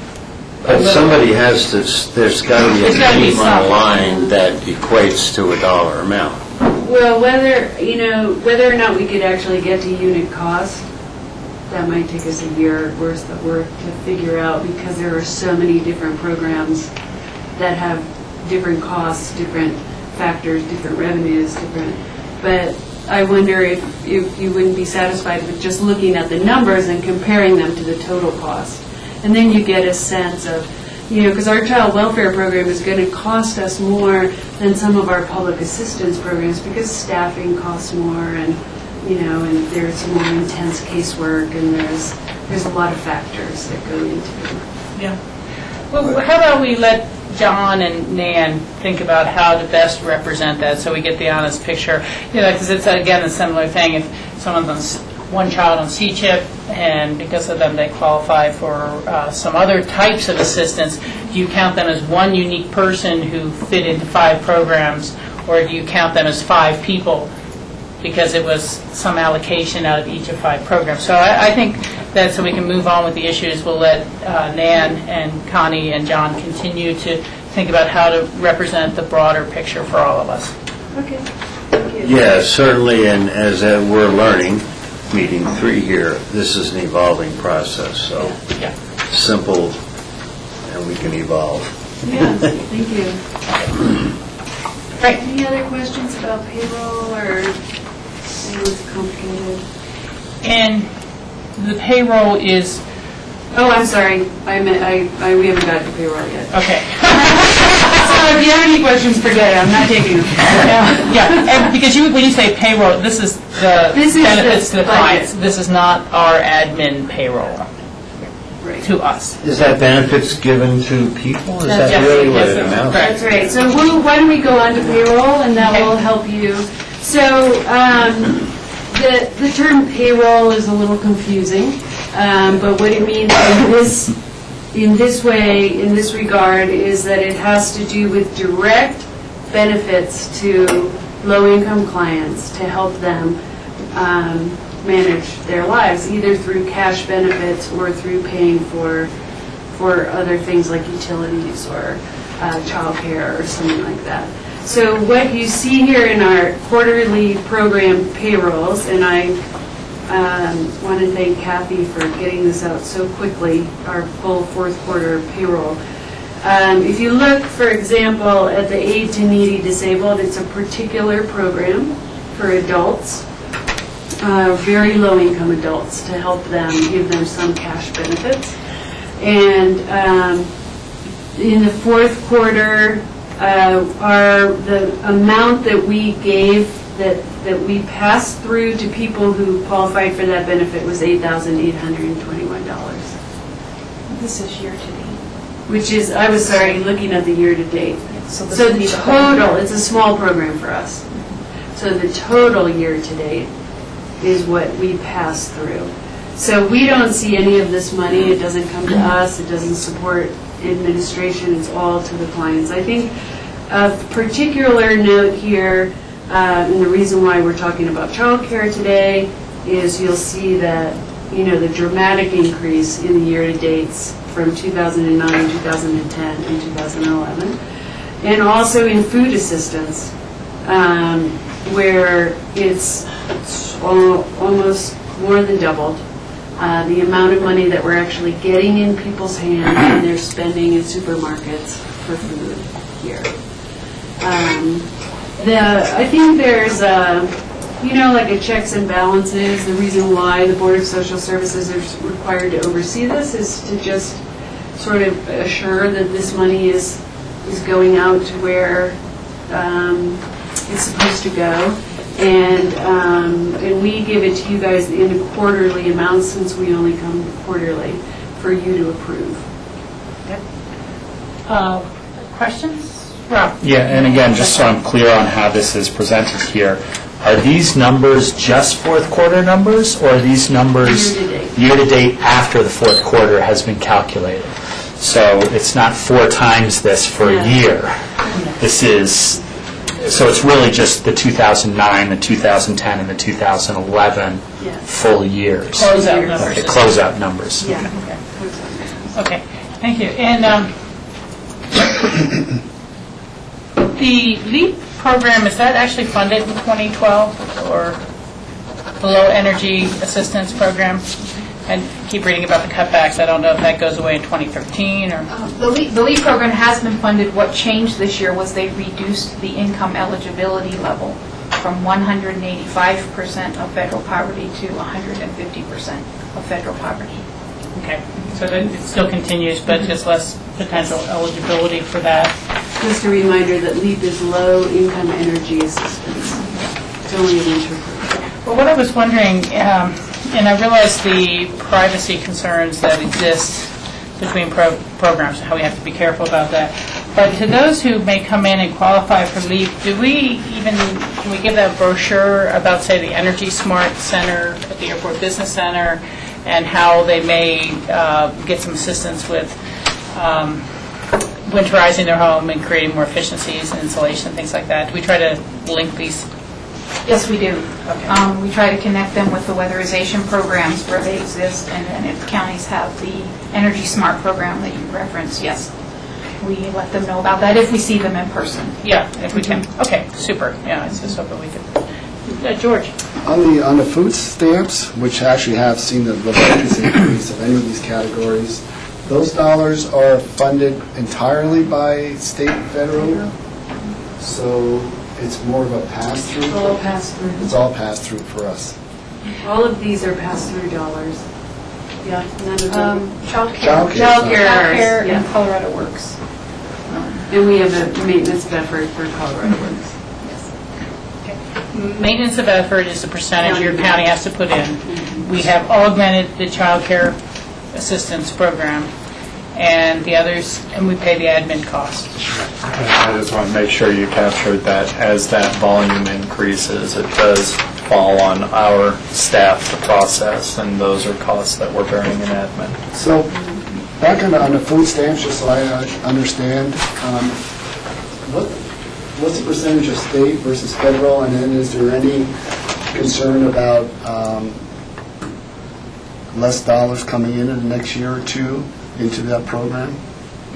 It's all federal money. It's all federal money. I've not heard Because these numbers are so large, and I know this is just our county, so spread it across the nation, it's got to be astronomical in terms of the costs, and where's it going to come? Where's it coming out of the federal budget as they start to? It's in the farm bill. We have seen a greater percentage increase than many counties across the state. And that is, the percentage increase, what does that really tell you? But the reality is, we didn't have many cases in 2007, and now we have a lot of cases. And so we've seen this dramatic increase, 82% or more, whereas other counties, their poverty level has changed, but not as drastically as Pickens has. Some of the rural resort areas have seen unemployment rates that are higher, than across the state. And of course, the issue of underemployment is a big issue for us. So it's interesting that, yes, across the state, food assistance is is growing, but in our neck of the woods, it's actually growing at a faster rate. You know, I want to make sure we move on to some of the meatier items we're supposed to be able to Kind of meaty. discuss. Although, you know, this is a continuing education for us, and I'll be first to say that when we listen to county commissioners down at the CCI meetings with all the directors there, we get lost in the acronyms, and we're all constantly learning these programs. So, but one thing I think might be helpful in the future is if there's any way to talk about what is kind of the quote magnitude of food stamps. You know, it's something, you know, how much does a family of one qualify for, or a family of four? And I realize that that might be it's more of a range because of the income of the individual family may make a difference on that. But I think it'd be helpful to just inform the public. There's a little bit of perception that if you get food stamps, you're doing tenderloin every night. And I think that, you know, it tends to break out to a much, much lower dollar per day. That it is assistance, but it's not everything. And what food stamps can be used on, too, is kind of a question. So let's just get a little more information on that program in general going forward, and, you know, we'll cross our fingers about the federal funding for it. And do you not only, you get food stamps only if you have children?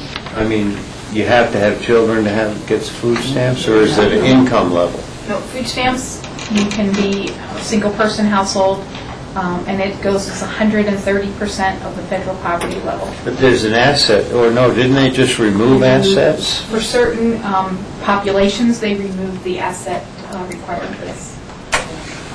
Yeah, you no longer have to sell your car to people to find a job. You know, that sort of thing. And then there's, you know, again, just more information. We'll maybe, you know, as we go forward every quarter, we'll try to drill down a little more on one topic for our education and amplification of what it does and Yeah, and how it if in operates. the next couple of months a topic comes to you that you'd like to drill down more, and please let me know so we can choose the topic of the day. Okay. Okay. So let's get on to what we're considering we are going to need, based on our very back page of our memo, although we can do this at the end, a approval of the quarterly program expenditures and client payrolls. Is there a motion to approve the quarterly program expenditures and client payrolls we've just discussed?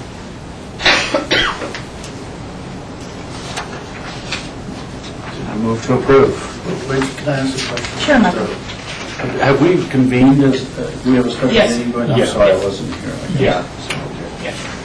Yeah, and I'm just on the last page of our memo, very last page, which asks us for recommended BOCC action.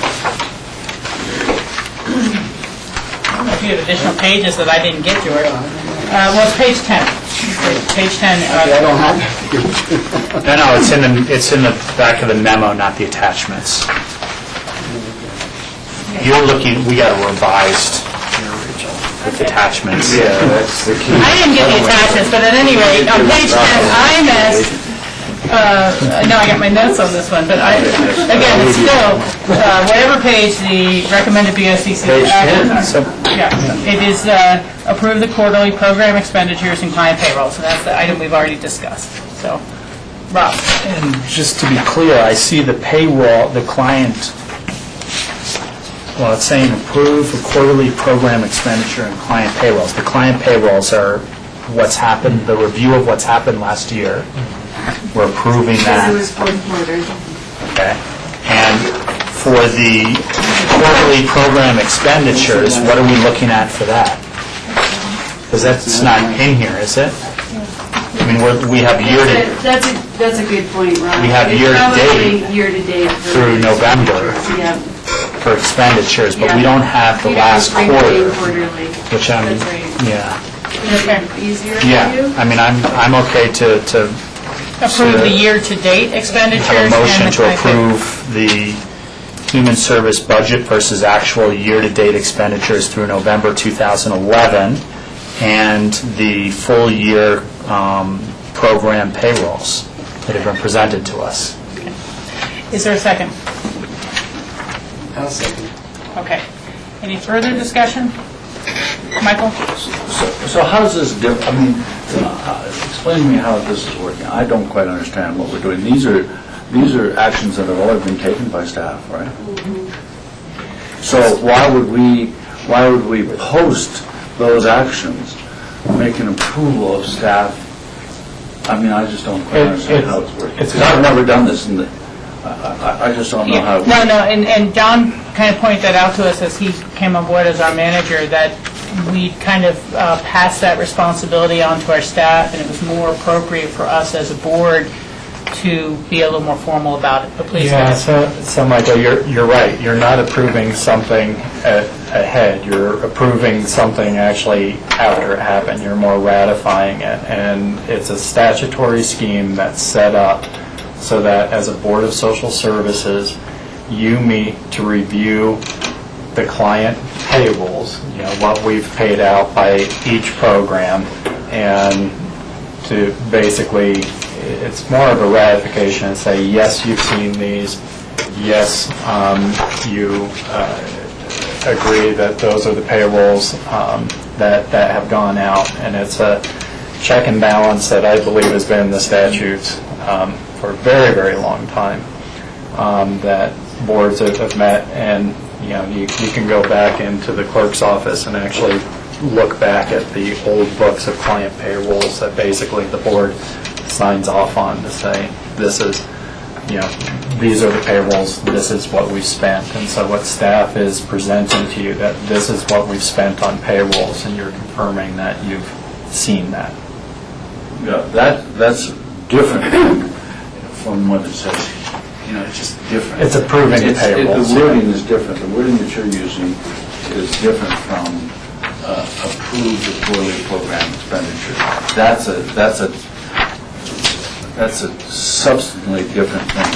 This is something that's not really a budgetary item as much as it is a formality of checks and balances. That's correct, Michael, and it's really just to provide an assurance that, yes, you've seen what we've actually expended, both in terms of benefits that have actually gone to clients and what it's cost to administer our programs. Right. And this ensures what? That we don't have a rogue social services program? Is that what it is? We always like to keep an eye on them. Right. Yeah. It protects us, it protects staff, to have all eyes. There's a lot of money flowing through our department. And so this is just a way to have more eyes on the total, watching trends, watching patterns, and in the event that something went strangely south. And well, it's requiring accountability from our staff. You've got to give us this quarterly report and let us know, and you've got to make sure those numbers match up. And this, obviously, since this was put into place, there's a lot of checks and balances through audits. We go through multiple audits with the state. We go through audits with our own auditors. And so what we still have this statutory requirement to operate under, but we view it more as an opportunity now to talk about programmatically what's happening, what are our trends, and make sure that you, as a board, can understand what's happening with our social services programs. So we tend to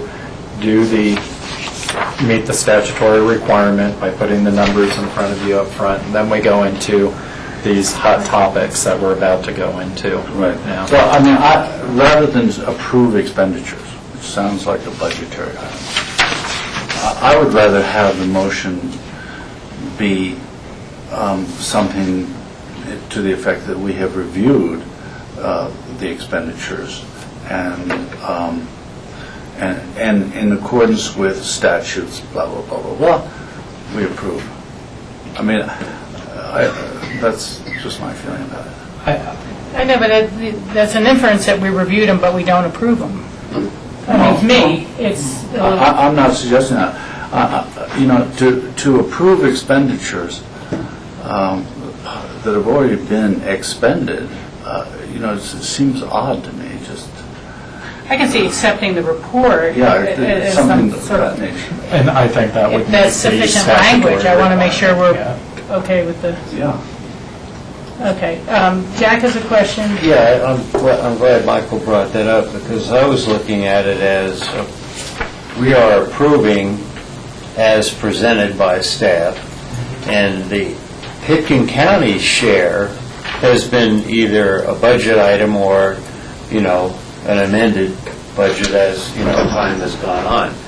So, but we haven't, it's not even in our budget about what these past two numbers are, so it's as presented by staff. That's how I would amend the motion. I will accept the friendly amendment. Okay, we have it amended, and I would like for the next quarterly meeting for you guys to have really kind of researched the language that is most appropriate to make sure we're clear statutorily, and then in the next packet include that as a proposed motion. Okay. So that we're just all right on top. Okay, motion's been made, it's been second. The seconder has to approve it. And you're okay with the friendly amendment? Okay, all those in favor signify by saying aye. Aye.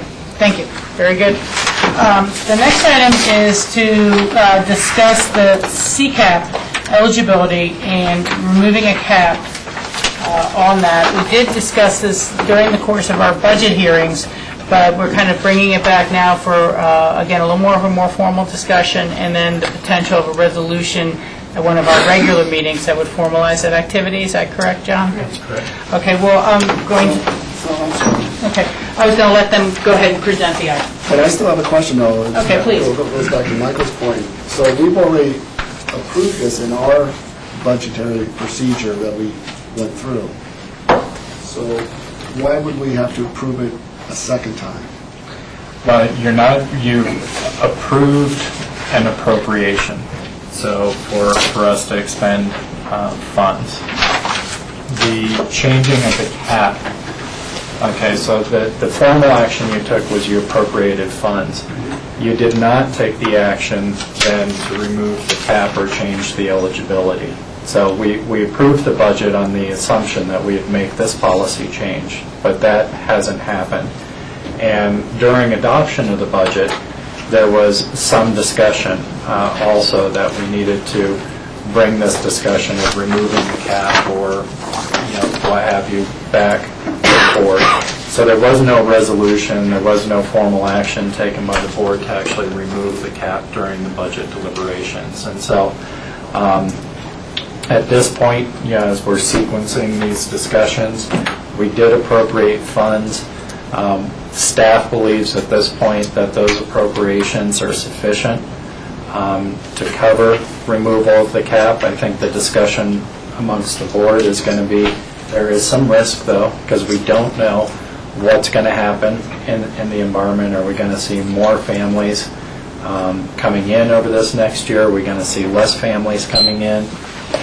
There's some risk associated with that removal of the cap, and so what we wanted to talk about today, make sure you understand at least how we're viewing the adequacy of the budget proposed.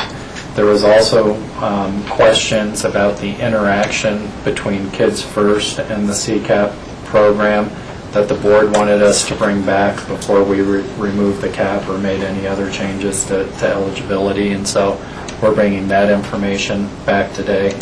And then the third thing that's hanging out there that we'll probably talk about in relation to our February 7th meeting with the joint meeting with the Aspen City Councils. Last time we got together, the mayor had put out, boy, we really need to talk about, should we be making some operational changes to better combine the administration of these programs and such. And so we have a lot of information that we put together as background with some initial recommendations for how we might better improve those operations, and that will serve as background for any future discussions then with the council. All right, thank you. Okay, thanks.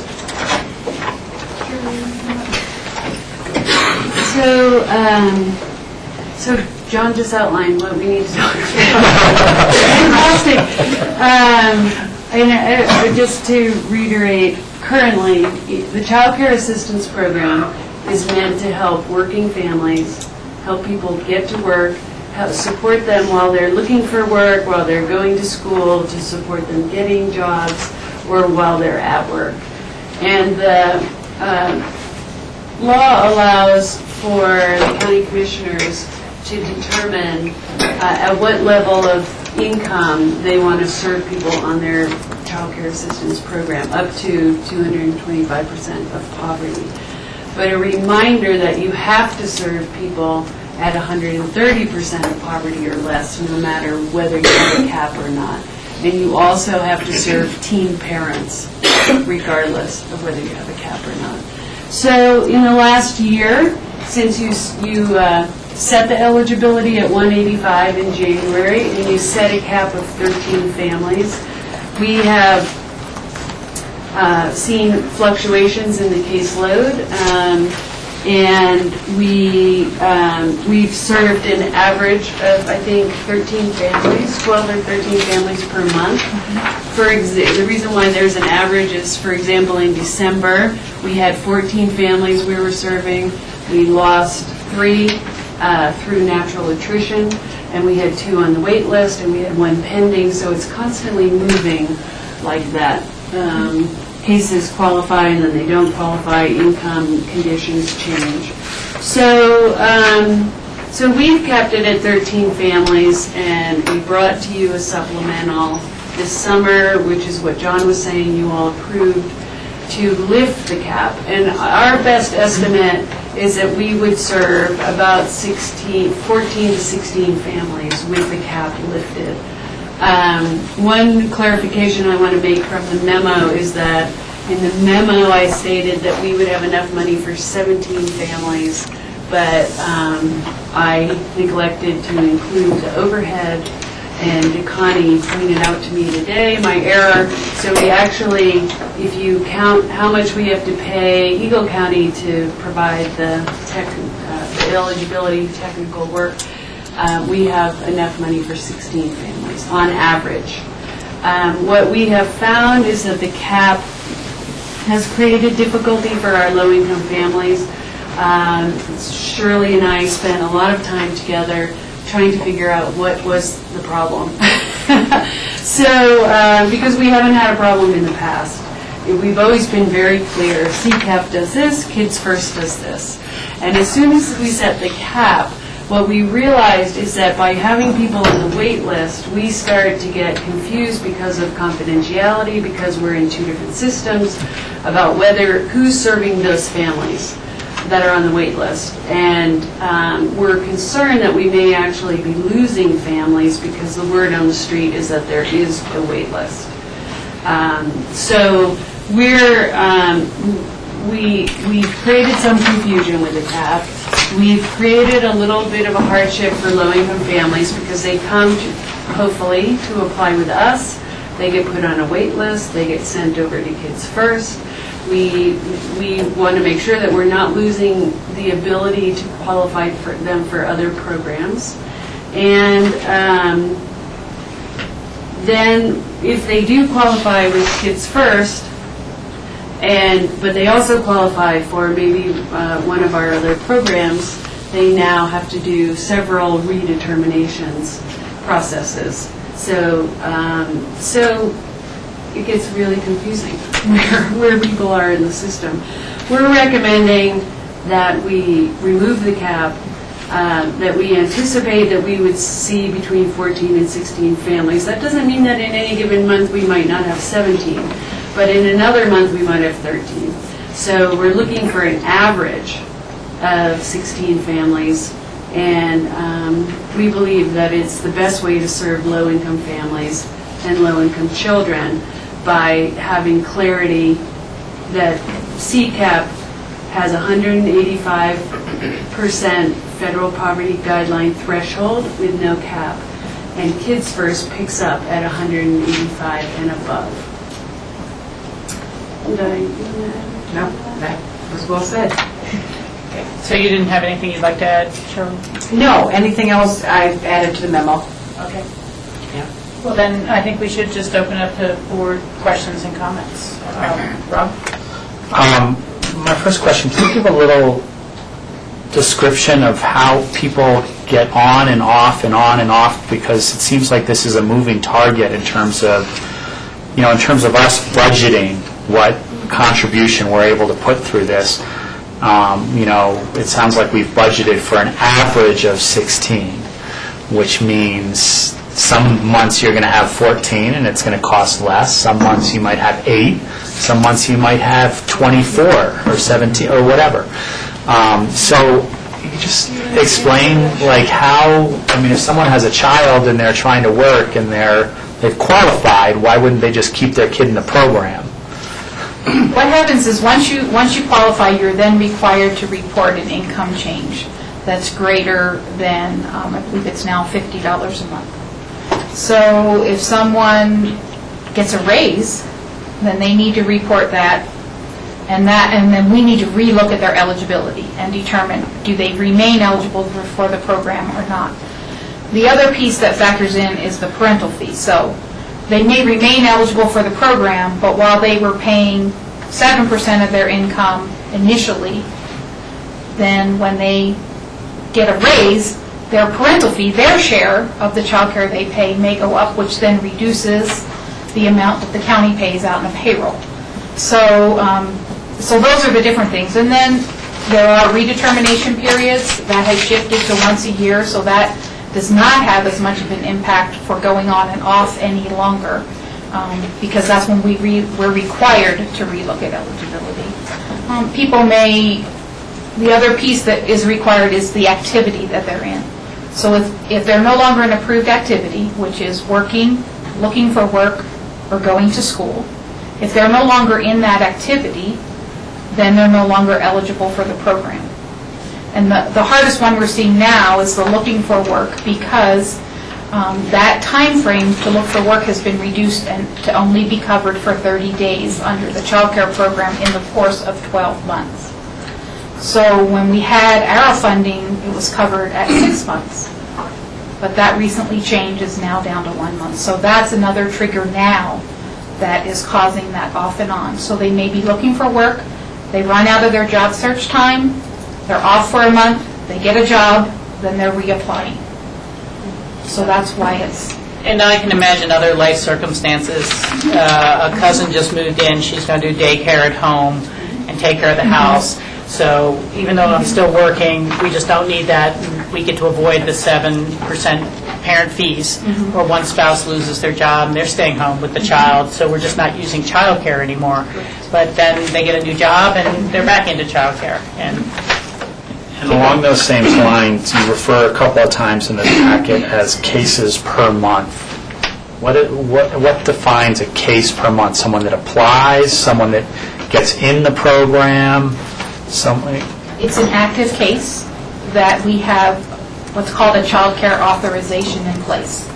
So the case is approved, and the provider of child care has been notified that the CCAP program is going to pay for child care at a certain rate. So it's an approval of a application. It doesn't include our wait list, and it doesn't include anyone who's pending. So for example, right now we have one case that's pending, that we're determining how much their income is and whether or not they qualify. But as you said, someone might be 3 cases a year because they've gone on, gone off, gone on, gone off, if you did cases per year. But it might be the same family or the same person, That is correct. Same person, technically. Sorry, I'm just trying to understand some of these. You can George go with has a someone couple else. Go questions, ahead. Yeah, and I that's have a fine. couple questions. Two questions right now. On the wait list, is that people who get on the wait list for CCAP, are they competing with the wait list of someone who's not getting that funding? I mean, you only have the capacity to handle so many kids, and so is the wait list being generated by anybody? I mean, how? So CCAP wait list, CCAP has a wait list, Kids First does not have a wait list. So in CCAP, which is your low-income families under 185% of poverty, we are capped at 13 families. If we have 13 families that we're serving, but 2 more come in and they're making less than 185% of poverty, they go on a wait list. No, I understand that, but I guess I'm not explaining well. But again, you only have so many spots regardless at Kids First. So. No. No, we have so much money in the budget, but we don't have a cap on the number of families that we serve. So you're able to accommodate anybody who can So far, afford to come? and You part of got that the was- staff to do that? But they made adjustments. in Right. order to They've do lowered that. their eligibility We down. made several, we lowered eligibility, we increased the parental percentage to pay, we looked at urban growth boundary instead of all Pitkin County. However, people can qualify whether they live or work in that urban growth boundary. That's a little different than CCAP. So we've adjusted budget-wise that way, but we have not had a wait list. And that's part of the confusion, actually, is that people that are on the wait list for CCAP do come to us, and we probably, if they qualify, which they pretty much do, we've been able to help those families because there's an undetermined amount of time that they might be on the wait list. So that's another one of those confusing areas for us as well as for families. And then the other question I had that you mentioned was, one of the adjustments that you made at Kids First was to then just have qualification for families within the UGB and not within the county as a whole. And so if we were to accept anyone within Pitkin County as a whole, what would that do in terms of the demand or the need? And how would we adjust these numbers? For Kids First. For Kids Kids First. Speaking, because CCAP is all countywide. Right. CCAP is based on where you live. So we actually have a number of families that primarily live outside of the urban growth boundary and possibly outside of the county, but they typically work in the UGB. And that was a rather long conversation, actually, with my advisory board and with city management, because it is a city tax, and there wanted to be some connection to working, at least living or working. So we talked about all that. We talked about city boundaries, we talked about urban growth boundary, we talked about Pitkin County, and that's what they settled on, was the urban growth boundary. But it includes working there, even though you might live in Basalt or further. So just to understand, so to qualify for CCAP, you just have to be a resident of Pitkin County. And hit the income levels. And then to qualify for Kids First, you then have to work within the UGB. Live or work. Live or work. Right. So it's not exactly apples to apples. Right. But there isn't a big differential, like when you guys went to the UGB qualification, you didn't lose, you lost it. I would say 3 or 4 families that we currently serve. And those families, just so that you know, we do the same thing. Whenever we make a change like that, those families are grandfathered in until next May when they have to do the annual reapplication. We aren't taking any new families outside that don't live or work in the urban growth boundary. So that's always the tricky part, is the families that apply or that we already serve, we can count. The ones that don't apply because there's a wait list with CCAP or that have heard that we've changed those boundaries, we don't know. And is there a program Mid-Valley to handle some of those families? Well, Eagle County would have CCAP, Right. but there isn't another program Like like Kids First. And Summit County has one. Yeah. Bear County has one. No. But for our residents. But there's for no- our residents, Yeah, yeah. there are other funding streams for childcare, but they're much more limited funding and number of spaces. The Colorado Preschool Program is state-funded, very different. It's not just entirely based on income. It looks at the child's, what's the technical, risk of failure.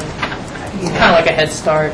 Very much modeled after that. So other communities have little bits and pieces of some of those things, but very few have what Nan referred to and what we often called that safety net, so that people don't have CCAP, and then there's that cliff effect where they either get help or they get absolutely nothing. And that's really what the financial aid at Kids First was created to do. And by lifting the cap, it equates to about the cost, I think I saw for each additional family is around $9,800. Is that a Full year? Full year and annual? Full year. Annual cost, about $9,800. Yeah. And we had budgeted, we had appropriated, I thought like $127,000.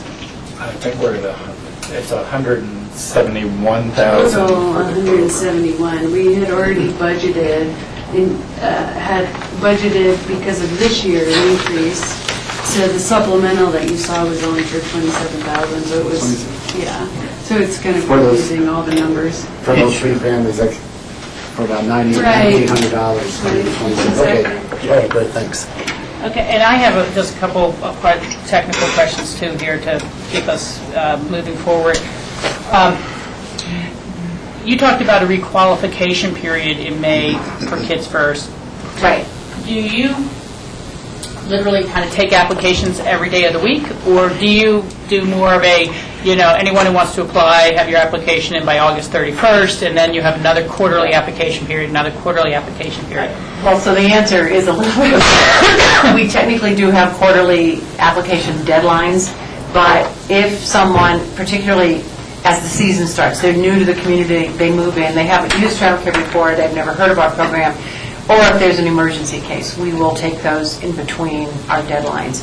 We have a financial aid committee, some bankers, CPAs that look those over and can do that by email in between our quarters. And then every year, so you could be a new family starting any quarter, every year in May, because we get new tax information, new income, all of that, everyone reapplies.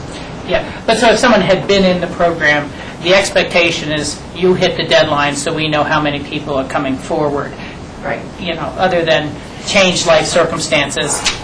Right. It might change, but we feel like we've sort of made a commitment to them, so. Yeah, no, and I understand. But I guess I was just thinking that's another contrast with our program. If the family comes in and they're low income, where they just lost one income in the family, so now they're below these poverty levels, they can at least apply to Pickens County then and there. And it won't be that, wait till May 1st or wait till 3 months from now. So that's a distinction. And then the payments from this, I think both programs, take a leave it late here on that one, only go to certified child care providers or certified child care homes. They don't go directly to the family. Correct. They go to licensed child care programs. I believe CCAP you can go to exempt. Yes. The CCAP program does allow for what's called an exempt provider, meaning they're exempt from licensing standards.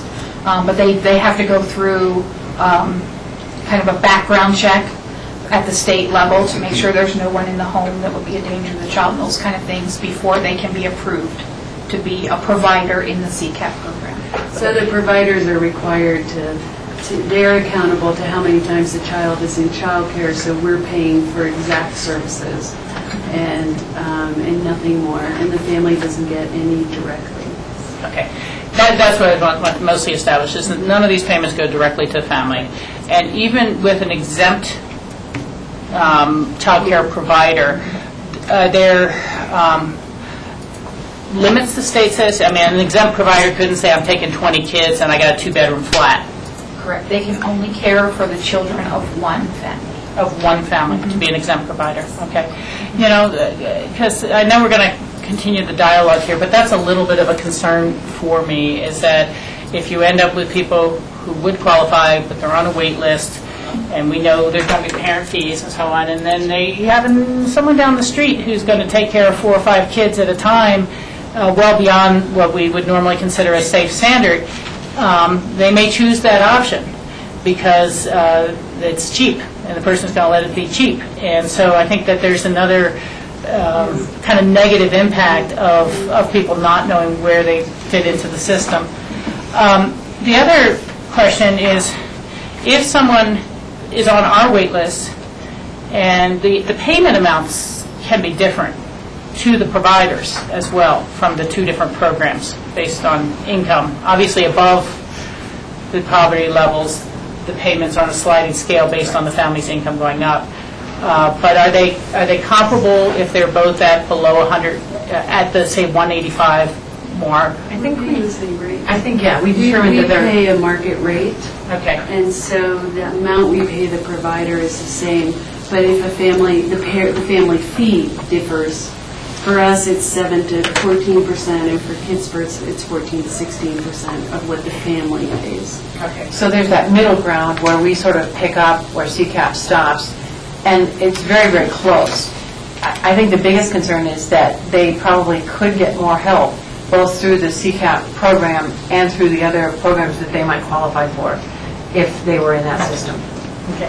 And there's pretty clearly no double dipping. So even though these privacy laws exist, we don't have someone on our program who then applies to Kids First and gets double payments to the provider, because the provider would be the one who identifies that, and the payments do not go directly to the families. There is that, and we also have a referral system that the parent signs off of, that they can release information when we send somebody to, they start with us and we send them to CCAP.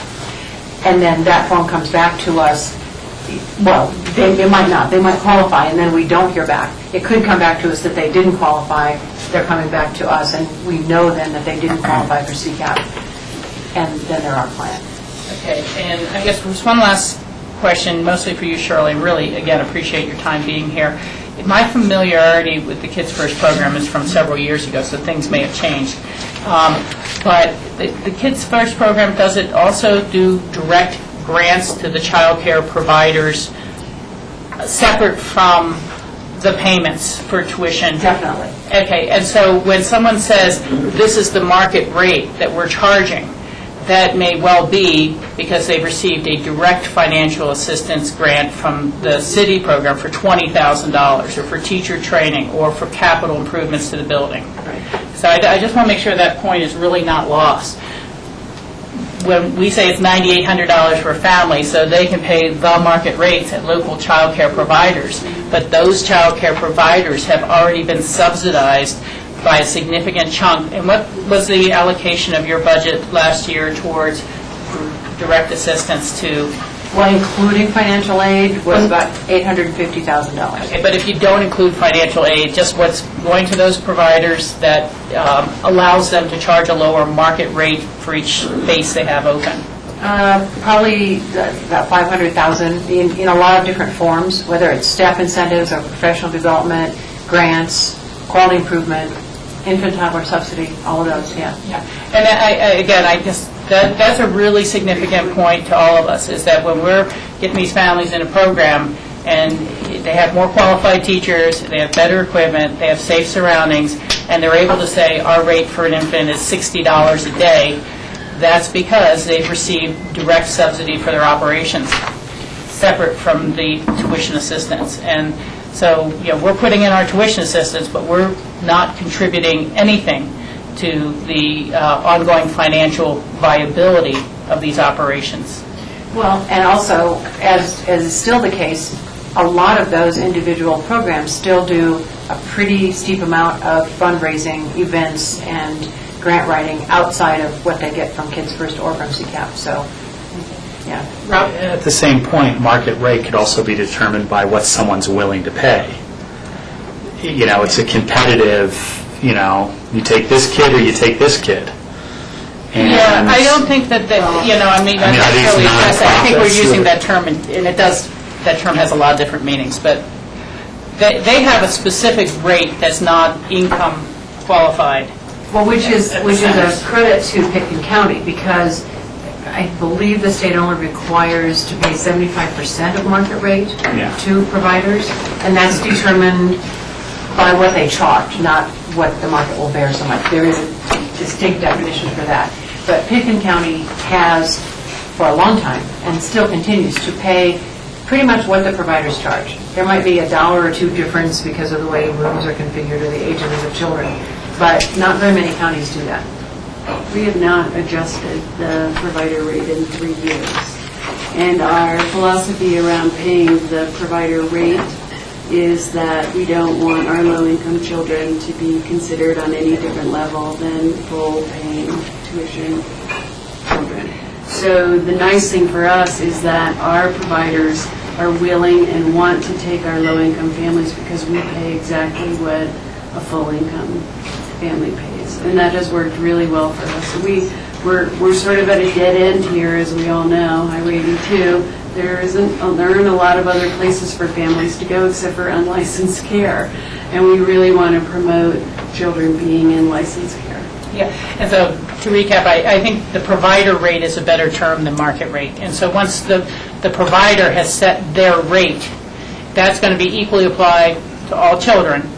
And then they may work to do discounts for lower income children, but they have a market rate, or they just kind of keep their market rate and it's whatever subsidy those parents can bring from the programs they qualify to.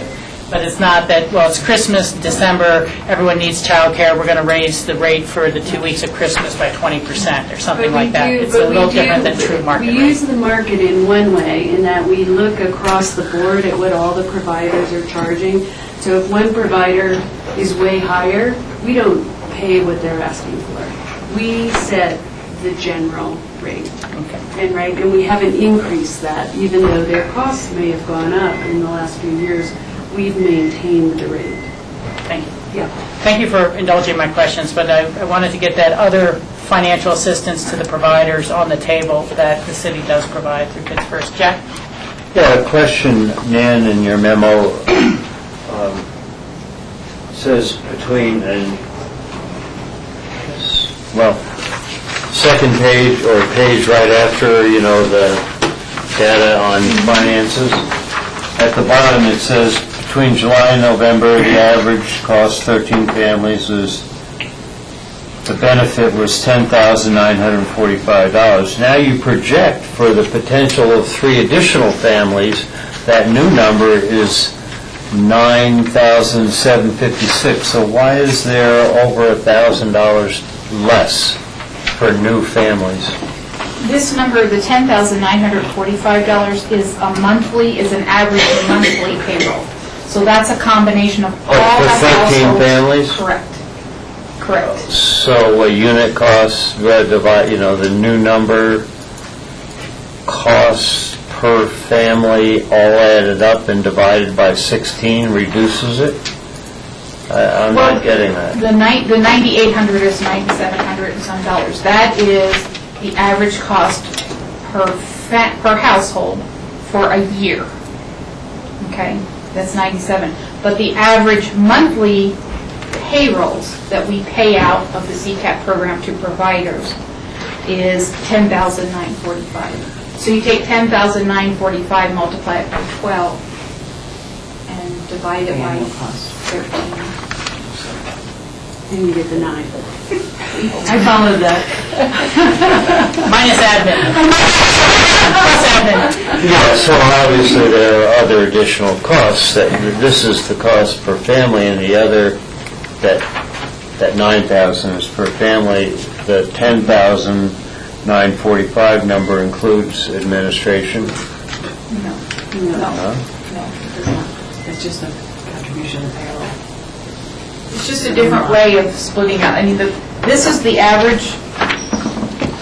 Every month, the providers send us their bills, we pay them. Oh, but it's an average. In some month you could have 12, and another month you have 16. I mean, this is projected in the future. Yeah. Yes. Exactly. Okay. That's, to me, the difference. Yeah. You don't necessarily have every single month, for example, 13 Exactly. under the current condition. Exactly.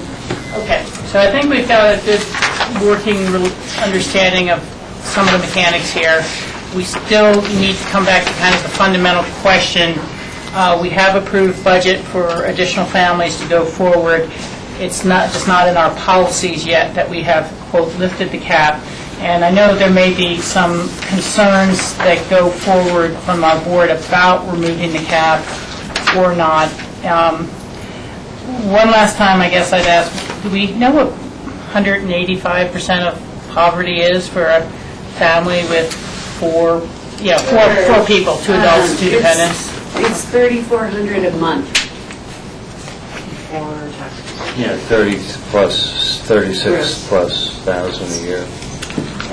This is one family of 4.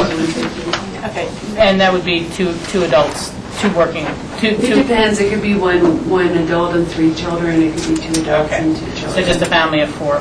Yeah. And then, do you have, what is your daily market rate per provider? Is it, I mean, I know it depends whether it's an infant or toddler. It does. And it's funny that you asked that, because we have the sheet for CCAP that's like this long and this deep for every variation of childcare. So essentially, I think it's like 60 for an infant. 60 for an infant, Is what you pay. 55 for a preschooler, 58 for a toddler, I think. So it's 60, 58, 55 about. So if you're at the infant level at 5 days a week, that would be $300. 4-week month would be $1,200. So, if you had an infant and you're in that family of 4, before taxes, you take $1,200, or literally more than a third of the salary right off the bat to be able to have your child in childcare. And that's if that family of 4 only has 1 child in childcare. Yeah, if you had a second child in childcare and it was, maybe a preschooler, it's a little bit less, but you're still would be over 2/3 of your salary to have those 2 kids in childcare to be able to earn that income. More expensive than junior college without the Pell Grants. Okay, so I will open our board's discussion on the lifting the cap. It is our recommendation of staff. I am supportive of it, although I understand maybe the concern that, well, what if it mushrooms to 40 families in 1 week? What do we do then? Or something like that. And I have thought, well, what if we put a cap out there that's 25, that's a cap we're unlikely to reach, but we all feel there's some sort of safeguard that it's not going to go, too high without a check back in? Or should we just eliminate the cap and then ask that our staff give us regular updates? These are types of options. Jack, you? Yeah, no, and no. But anyway, in all seriousness, the way I look at this is we did our budget for 2012. This was a buy-up under the conditions that we projected. We passed that part of the budget unanimously.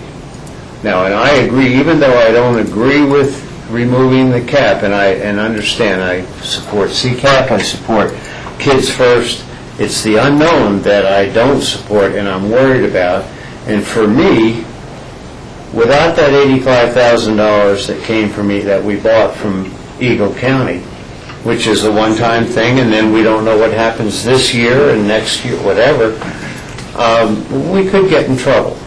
And for me, budgets, you try to live within your budget. So under what was proposed, under what's here, I'm okay.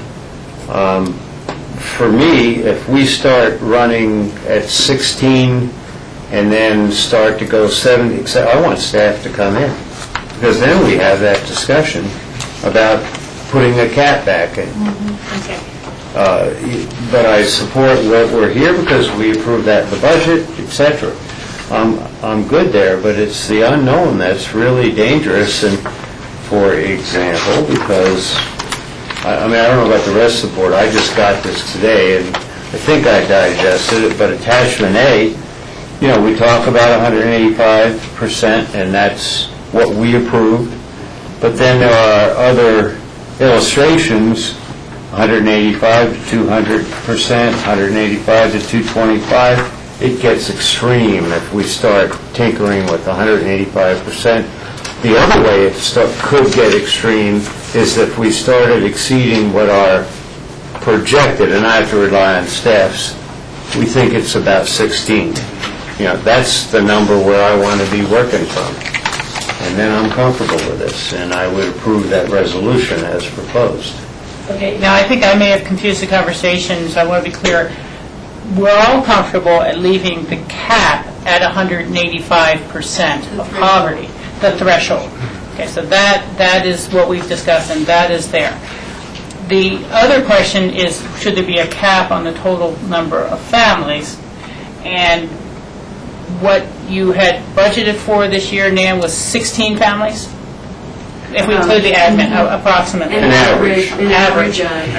And so this is just the question, is kind of technically, how do we really fulfill that when the average could float? I mean, if we say there's a hard cap at 16 families, and they drop down to 14 for 3 months, and then they would be above the 16 by 2, but they have to tell these guys, no, we can't take more than 16 families at a time, even though there's excess revenues from being down at 14 for a period of time. Do we want kind of something that allows the flexibility that they can come back in and say, well, we served an average of 16 families, and we expended the budget according with average, or do they have to say, no, as soon as there's 16 families there, because they might go over, okay, Jack. Yeah, so being the biggest pain about this, I'll speak here first, and for me, let's see how it goes for 6 months.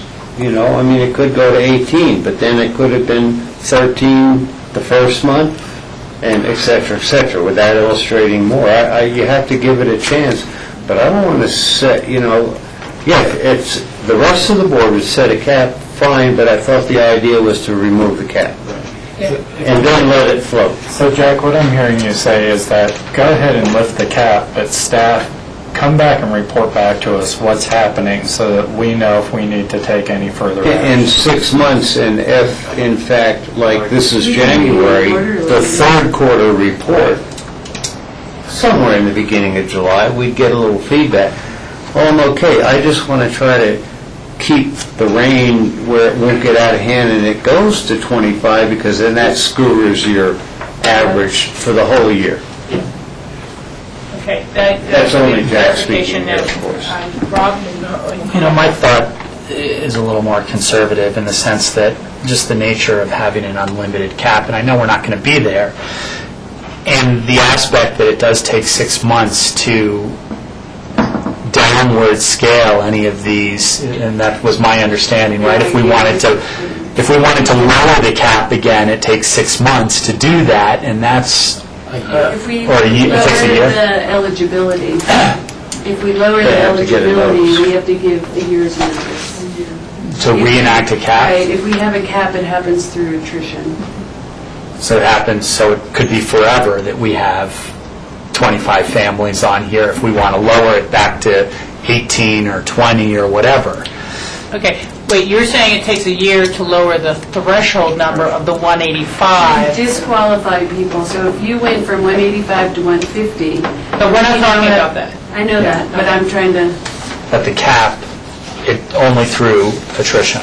the cap happens through attrition. Okay. So I mean, I understand that we budgeted this, and I made it very clear when we budgeted it that this was an investment in additional health care, and this was a appropriation of funds to figure out a way to support what is an important aspect to our community, which is taking care of our children and working families and that sort of stuff. I'm going to say that I'd like to see a cap of 20 families. And then we could always raise that number if we get to 18 or 19 pretty quickly. But we can't go the other direction very quickly. And I know I read through the memo, obviously, and there are some complications with the balance between Kids First and in this program, and having those two programs in balance. But I would hope that before we get to 20, that we have you all in front of us saying, you know what, this isn't going to work, and we need to appropriate more money because that syncness between Kids First and this program isn't going to work if we start putting people back on the waiting list. And let's make that argument at that point, as opposed to having no cap whatsoever. Okay. And I understand those concerns between the two programs, because I think we didn't really get into it that much. There was a lot of information in our memo, and I think that's really important, too, that the two programs work together. I get that. George and Michael haven't really weighed in yet. Michael? Yeah, I support doing that. I mean, I understand the concerns of sort of a no-cap situation, but I also understand the concerns of a family that have children that need support. That's where the trouble is. The trouble isn't with us. There's no trouble here. We have the funds to cover it, and we also have the ability to check back and see what our budgetary situation is. The family that needs this support doesn't have those kind of resources. That's precisely why they're here. And so I support not having a cap, but I support, checking back on a regular basis to see if the trends are exceeding our abilities to fund the program. That's reasonable, but I think we really have to concentrate on where the trouble is. The trouble is with families and children. George? Yeah, I would support going with a no cap at this point. I would like to see quarterly reports. I think that we've really never have gone into that high of number before, and I'm hoping that the economy is slowly turning around at this point. And the whole idea for me in regards to child care is to allow parents to be productive in our society, and to give them the ability to go out and get a job and contribute, not only to society, but for themselves and for their own self-esteem. And so this will allow that to happen. And I'd be really surprised if we had a huge spike, but I think if we have quarterly reports, we could then adjust. And I think we do have the ability, to cover a few extra families at $800 over the course of the year. It's really not that much. And we have the ability with our new strategic plan and our budget to be able to reallocate resources based on the needs. That was the whole goal of that budget, to take resources from one area that has less demand and needs to one that has more demand and needs. So I think we have the ability to accommodate that, so I would support that. May I clarify, George, is that per month, 800 or not, or? That's a year. I thought it was 9,800. He said Oh, I apologize, I didn't hear. A little travel. The 9 I didn't hear. Yeah. I'm going to come down on the side of the no cap as well. I think it adds clarity. You guys all probably remember during budget hearing, I said we should put more than Nan is asking in, just so it doesn't have to come back as frequently. But I fully support the quarterly check-in, and I'm fully, capable of reevaluating as we go forward. And a couple of things. For me, this is human infrastructure. This is just as important as the capital we're putting into the roads. And, this is a comment I was planning on making, so it's not in response at all to your comment, George. I think there's a very direct benefit to the business community, clearly, from being on the Kids First board, I always kept saying, well, can't we get the business community more involved in the charitable fundraising to these centers, or, maybe giving people a child care allocation when they got young kids, a bonus that's available through whatever, but it's keeping the cost of the employees down at some level, or the cost of buying an employee, because those families have the ability to work, and their cost for their child care is lower. And the bigger questions are, should there be a public child care system the same way there's a public school system? It's kind of amazing that once you get to first grade, your family is suddenly lifted of this burden of $9,800 a year, frankly, or more. That's what we're hearing is the real cost to have one child in child care, $9,800 a year, and especially in a resort economy that's heavily dependent on service industry jobs and lower paying service industry jobs. I hope we see the economy recover. I think we will. I think that even as the economy recovers, we're definitely seeing it reset to lower income jobs. I don't think we're going to see the job rates go up as much as they used to, the salaries, the payrolls, and things like that. So this, it's a statewide issue. It's not just Pickens County's issue, but as Michael says, we have the resources if we allocate them towards this, and I think we should. And so, I think the one thing that is really missing in our conversation, and it's because we have a problem to solve, and this is very mechanical, and we'll take care of doing this today, which we are doing, but that is the value of early childhood education. For some people, the ability to work, and it's child care. But the real value is early childhood education. And there are, we didn't fill this packet with 20 different studies that will tell you that if you don't have the socialization and early skills and with certified and well-trained centers, but it can affect academic performance flat through college. It can affect juvenile delinquency rates. It can affect all sorts of things that will end up costing you more as a county or society far more later. And that's what I want to see not missing from our program. I don't want to see kids in unlicensed home because it was the only alternative, or latchkey kids, or kids. I only left them, and we've all seen the horror stories that come out of other communities, strapped in the child in the car seat for 4 hours because I just had to go do this job. I had a chance to make $75. I just had to leave the kid at home, or kids set in the car seat while the parents are working. You see all sorts of stuff like that. And so I think we have the money, and I think that our community has the money, and I think that we all are. I say this more for the cameras than quote my board's education and our public audience. But the value of early childhood education is just immeasurable. And, I remember, you go to school now, you're expected to know your numbers and your alphabet and everything else before you get there. It's not that they teach you that in kindergarten anymore. You've got to be kindergarten ready. And it's more of a competitive environment than ever before. And having that right type of early education is a vast investment in our community. Jack? Yeah, I have to say, though, I couldn't agree more with Rob's conservative approach. It's just picking a number which we're unsure of, and I have faith, having worked with staff for 11 years, that they have done the best job they could in analyzing projections. Okay, and that you're not held to it because something could happen, like the economy even continue to get worse for this level of income people.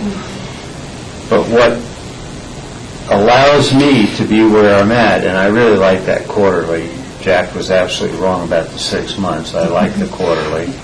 Is the fact that when you look at the numbers over here and the potential, if I can just find the red,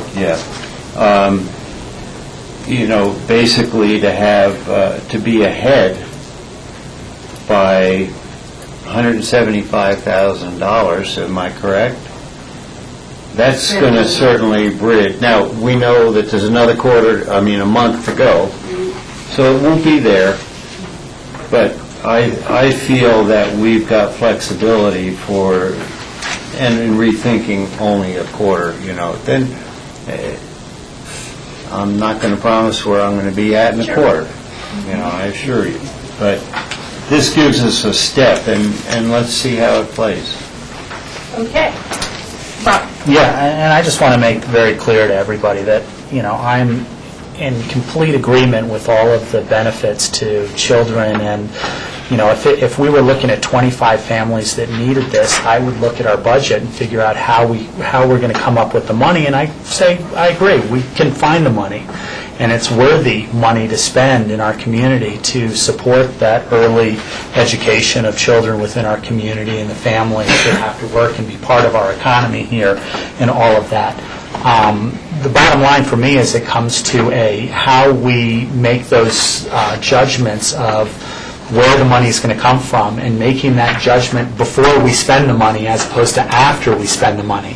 And I think we can accomplish that I think we can accomplish our unified goals, which is families under 185% should be supported in this program, period.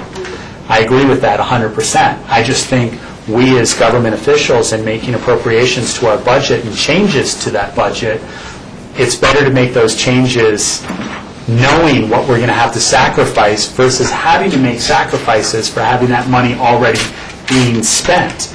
And that's what happens which happened last year, when all of a sudden I forgot exactly what it was, $70,000 over, and we had to have a supplemental budget request for that money for the child's programs. So I'm not saying that I don't agree that all families under 185% should be eligible for this program. I'm saying that we can do it from proactive as we get to 20, well, do we need to raise it to 22 or 23? That's my preference of how we would handle this from a budgetary standpoint. So I totally agree with the sentiments that Rachel had about early child care, and I'll throw in the economy thing. I have waiters and waitresses that have children, and they're probably in these levels, and if they can't come and work in this economy here, then we've got bigger problems. So I don't want to be pinned as the guy that doesn't believe that kids under 185 should be able to be in this program.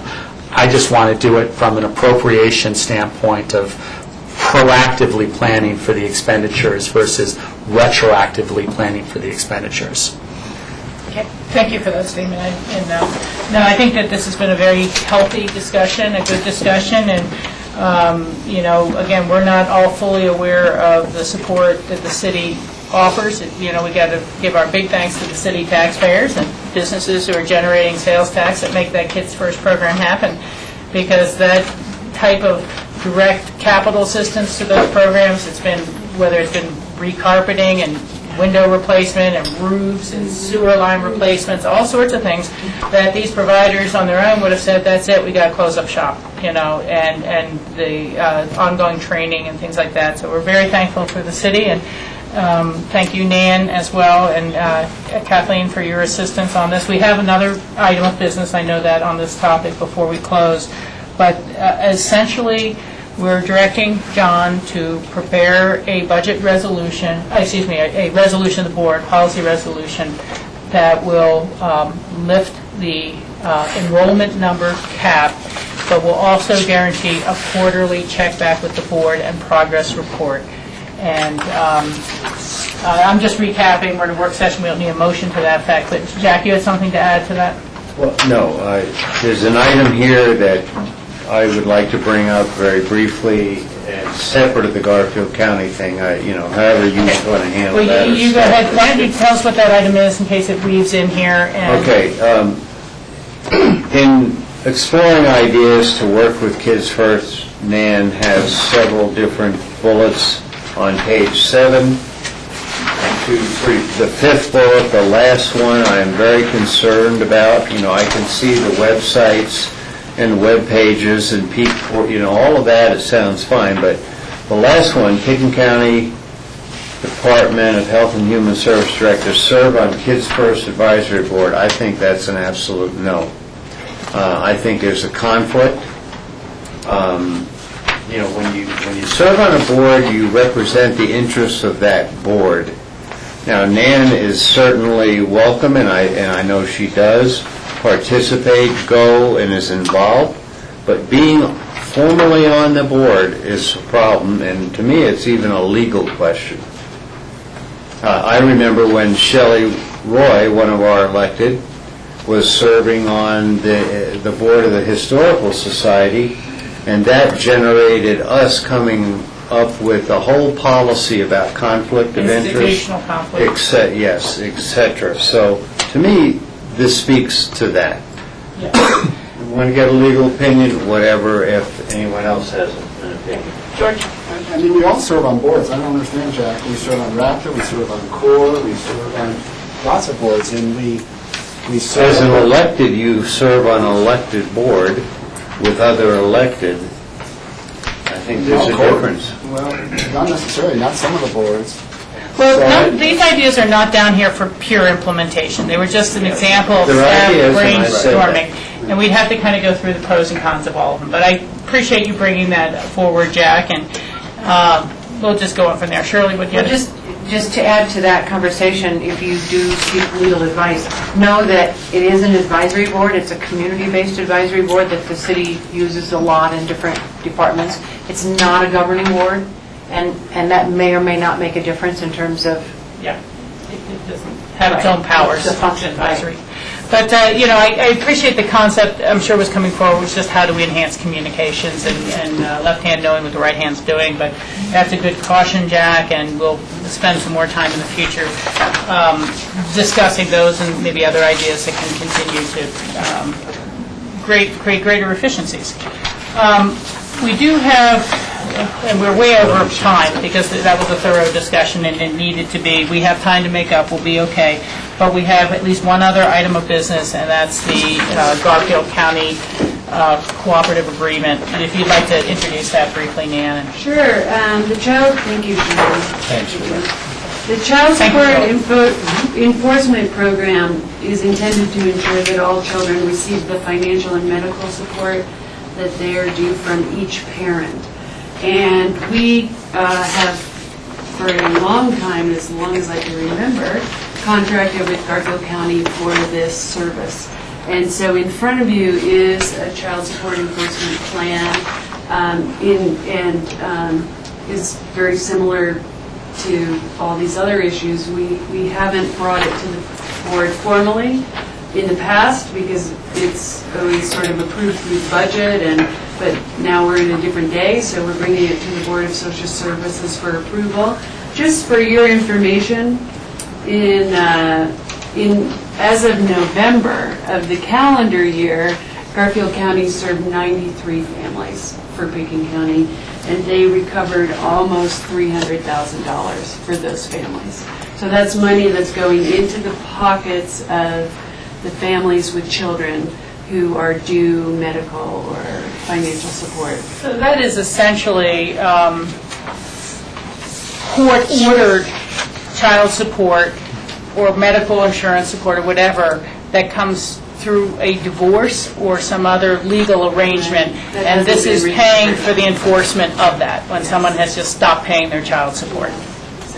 Okay, and that can happen again to both parents depending on their divorce agreement. Right.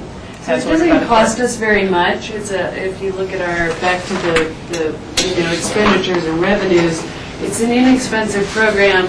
Garfield County gets, because they're so successful at recovering these child support dollars, Pekin County gets incentives. We get federal dollar matches, and we pass all that through to Garfield County. So that's their incentive for taking on our cases. Other questions about this agreement, this relationship that we've had for a period of time? I mean, I'd say I'm all for it. It could be the difference between one family being below or above 185% of that level and which type of child care assistance they qualify for or so on. And so do we need this to come forward at a regular meeting? To formally vote on it, or do you just need a nod of heads from us now to sign the agreement? What do we need? Good question. These are things we're grappling with. I mean, my hope was that the Board of Social Services could approve it and the chair can sign it and we can move it on. There's nothing new in the budget. It's all been budgeted for. So this is a contract that follows the budget that we already appropriated. And the difference is that versus a regular purchase, this is an agreement between governmental entities, so we're looking for approval from the board. Is there a motion to approve the agreement and have the chair sign it? So moved. Is there a second? Second. Any further questions or discussion on it? I didn't mean to short circuit any of that questions. On the last page, there's $6,000 number. Is that an average of it says service? Or maybe I should ask, what does that mean? Fee schedule cost per service. Page 8. Very last page.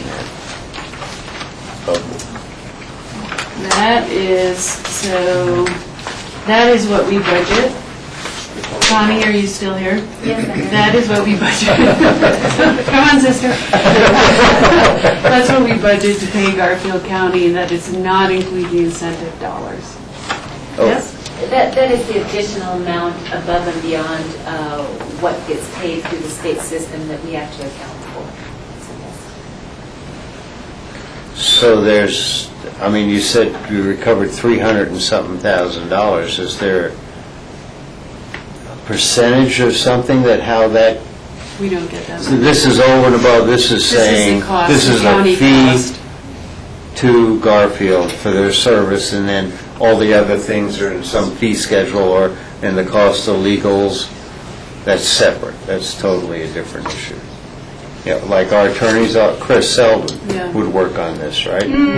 Does he work on this, or just more No, child their protection? attorneys work on it. There's- Oh, Deb Quinn, Their when she was attorneys. there. So all that is bundled into the cost. So Jack, for the $8,000, we get the full service, and then Garfield County has incentive dollars that they get based on the recoveries that's off of our books. Okay, that's incentive dollars would be the term that I needed. Thank you. Okay, so we had a motion and we had a second for this board, acting as the Board of Social Services, to approve this And have the chair and sign. have the chair sign. All in favor, say aye. Aye. Okay, well, we're just about done. I'm almost ready to adjourn the special meeting, except that we've got some birthday cake in the corner, and one of our board members is having a birthday, and since you guys sat all the way through this, we'd like to cake as well, as long as you can sing. So, happy birthday to you, happy birthday to you, happy birthday, dear Rob, happy birthday to you. Thank you, and grassroots will now take a 10-minute break so we can have a little cake and reconnoiter. Okay, well, yeah, we need a motion to adjourn as the board is for the social service. Second, all in favor? Aye.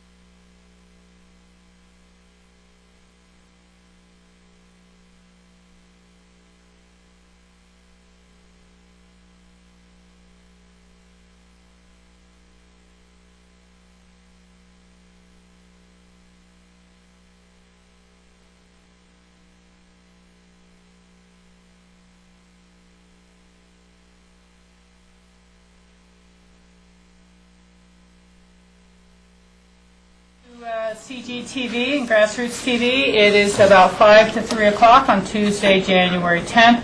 You're tuned in to the work session of the Board of County Commissioners, and we are now going to go into memos of interest. And John, if you'd like to take that away. Yeah, we pretty light on these today. We have a thank you from the Aspen Community Fund. This is for the $1,500 donation that the board made from your discretionary funds for the, to the Baguettes Advised Fund. There was a discussion, just for clarification, there was a discussion about possibly, I think, doing this mid-year next year, but we couldn't make the expenditure out of 2011 mid-year in 2012, so we went ahead and put those guidance and did make a contribution. Okay, thanks for that clarification on that. And future agendas, just want to make sure everyone saw that we did get the medical marijuana briefing scheduled for January 17th at 3:15. We did move it late in the afternoon to accommodate John Ely being at a Colorado Water District board meeting in the morning. On January 24th, to accommodate the medical marijuana, we had moved the airport construction sustainability plan to 2 o'clock on January 24th. Jim has contacted me that we may have a scheduling conflict there, so I may have to move that one more time. I'll keep you posted. We are still working on that. And I'm sorry, I got lost. I was in between my... Oh, I'm sorry. That's great cake. January 17th, we have medical marijuana on the agenda, or did we move that? That is correct. It's at 3:15 on January 17th. And then what do we... To accommodate that, we have moved the airport construction sustainability plan from the 17th to the 24th. Okay, I got it. but we're not sure that Okay. Jim Elwood will be available for that. Okay, so the 24th agenda will be working out. Michael? I think on these Tuesday meetings, it shows a 5 p.m. adjourn, right? Well, the meeting, it's hard to adjourn and start another meeting at the same time, so we really ought to have an adjournment time that gives sufficient time for the people attending the next meeting to seat themselves. And so what we're working on in that regard, Michael, and we haven't gotten it nailed down, is either having the Planning Commission like to start at 5:30 or finding an alternate location. The issue with the alternate location, like using the library or such, is they use the recording equipment in here for those meetings. But we're trying to accommodate that, and Cindy's working on that with the Planning Commission right now. Okay, I mean, it seems to me we can also You say made a gap. we adjourn at 4:45. Right. And we're out of here. Okay. I mean, that's sufficient time for us to stand up, gather our things and leave, and then for them to come in. But if we both adjourn and start a meeting at the same time, it's not working. I understand. Okay, very good. Then I was just going to point out, on February 2nd and 3rd, we are still working on a alternate location right now. The X Games finishing up right ahead of that has caused some challenges for us finding good space right now, but we have a couple of options that we're working on. I think we'll probably, as we handed out the draft agenda last week, it's looking like we'll probably start with a continental breakfast around 8:30 and eventually around 4:30 or 5. Okay. So The only comment I've ever made about the continental breakfast, it has to have some protein. we are You do just on all it. carbs. It's cake, I think. You don't want us crashing about 11 o'clock? Yeah, what's that blood sugar? It depends. Thank you. And really, at this point, that's all I had, I think, to bring to your attention on future agendas. Okay. Did others have any other items on future agendas? George? John, I thought I saw a while back, but I don't see on this one, we're going to get a resolution for the climate change resolution. That's still be on here. I didn't notice that. Okay, I'm going to have to go back and see what happened to that, George, because that was on our regular agenda. So let me see. Ellen pulled that for some reason. I was not aware that had come up. Jack? Yeah, clarification on both January 26th, I think it is, and February 23rd, transferred to EOTC subcommittee meeting. Rachel, have you Yeah, no. anything else? John has taken the lead on trying to get that together, and what I understand is that while we made our 2 appointments, the other 2 jurisdictions really did not determine who their subcommittee members would be. They're tracking that down now, and they're targeting a date of the 26th to have the first meeting. I will not be there, but I've also told John that that's why we have 2 people, and I'm perfectly okay with just George going forward as one of our people if we can just start to get the effort off the ground.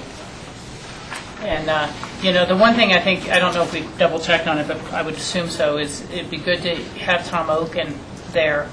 Oh, yeah. To be able to offer his financial insights to it now that we've had some other things thrown into the mix. And we'll likely try and do a prep, Rachel, with you and George. Yeah, I'd be happy to, but that gets pretty crazy, just so you guys know, because I'll be leaving for CCI the night of the 18th. And we can do it by email, by phone, or something like that, but I would really, with the other things going on, I'm not going to be back up here to meet that Monday, the 23rd, or anything like that. So we can prep, or talk about by phone or something. Okay. But the only concern I have is if the other 2 jurisdictions are going to have 2 people, sometimes it's good to have an equal number in order to have ideas and... It's just the first meeting. There's got to be more than one meeting at the subcommittee meeting. All that stuff, so... No, I understand. We don't want to get outweighed, but we'll have Super John there as well as George and Brian, and we'll be okay for the first meeting. Other future agenda items or questions from anyone? I have a couple kind of small things to add. And I don't know if they're to our future agendas or more for other board members to know if they're interested. I don't want to add things to this that people don't like. But the next meeting of the Colorado River 1177 meeting in Glenwood Springs is going to be on Monday, February 6th. And they've gotten a little out of sync with their having it the last Monday of the month because of other scheduling issues. But that's when we're going to be working on the portfolio tool of what we should be submitting as potential supply solutions to the gap. And the other 2 dates that came up from yesterday's meeting of the 1177 was that there will be an Interbasin Compact Committee meeting on February 29th, Wednesday, February 29th, down in Broomfield. And that's, all the basins committees, they're supposed to be working something out. That's going to be followed on March 1st by an all-day, all-roundtable summit of all the basin roundtables of Colorado. And they did one of those just about a year ago, and they're doing one more of those. So I'm going to be planning on attending those, and that is right before I fly out to Washington, D.C. for NACO anyhow.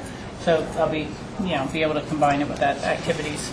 That's an off week for us, that we don't have a meeting on Wednesday the 29th because it's one of those 5th weeks in a leap year of all things. So anyhow, just wanted to make sure in case anybody else is interested in attending any of those activities. Rob? Yeah, and I guess it's kind of a future agenda along the same lines. Liz Mullen from the interim executive director for Northwest COG is going to be in town on January 20th. John Peacock and I have set up a meeting with her at, I think it's 10 a.m.? Yeah, 10 a.m. We're scheduled here in this room if anybody would like to attend. It's really a meet and greet and going over of programs, ongoings, that sort of stuff, informational. So if anybody would like to attend. Well, I know Jack and I will both be at CCI that day. And if more than one of the 2 of you guys want to attend, then we need to public notice it. So just Michael and George be in contact with Rob and John about that. If you want. But thank you. That's good. That's part of the communications of future agendas, even if it's not our formal agenda. I have a little bit more on Northwest Cog and for open discussion. I was kind of waiting for that, but I'll Since it's tackle that agendas. when you'd like. Yeah, okay. Is there any other future agenda items people would like to discuss? Okay, there being none, I've lost my agenda. What do we move on to next? Open discussion. Open discussion. John, what do you have for us? Yeah. Couple updates for you. One, just want to be sure the board is aware that we have issued an RFP for technology assessment. And it's to continue a look at how we're managing our infrastructure, kind of carrying forward, looking at now what we're doing with our various networks. We're partnering with the city for economies of scale. We have public safety on Google. We have all of these applications.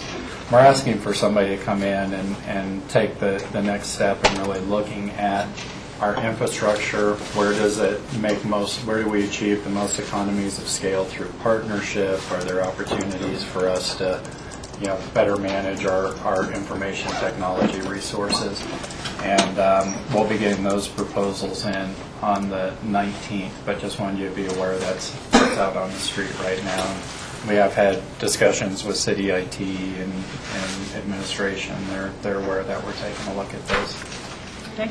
A question on that, may I, Rachel?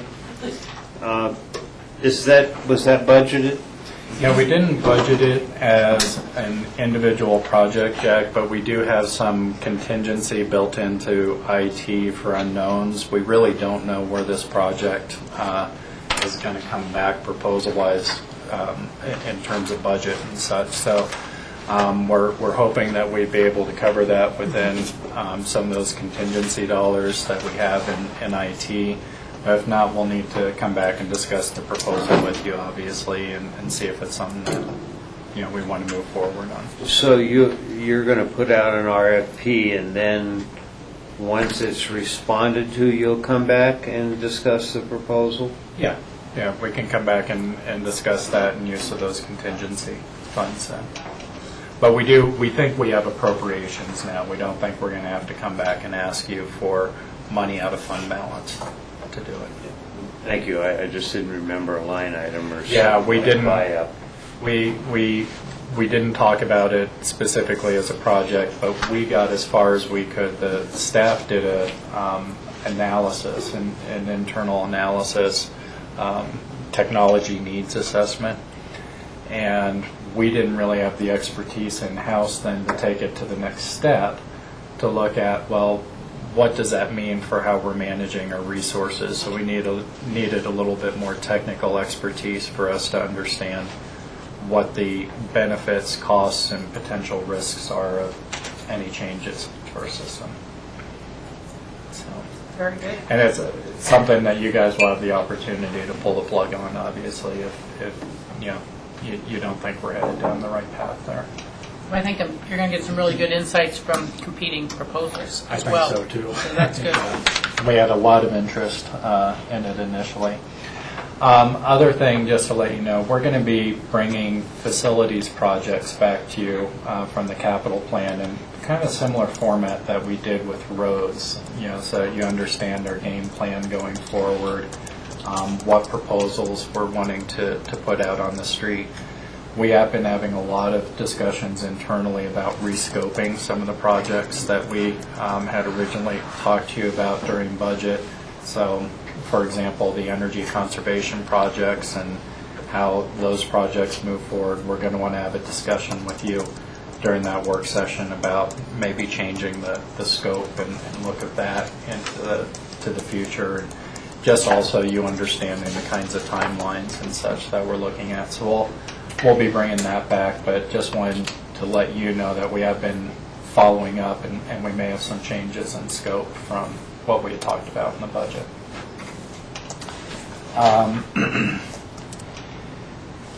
The other item I wanted to chat with you about really quick is Snowmass Village met on our bridge proposals yesterday. They decided not to give us any formal comments back, mostly because they didn't see a real significant difference between the two bridges.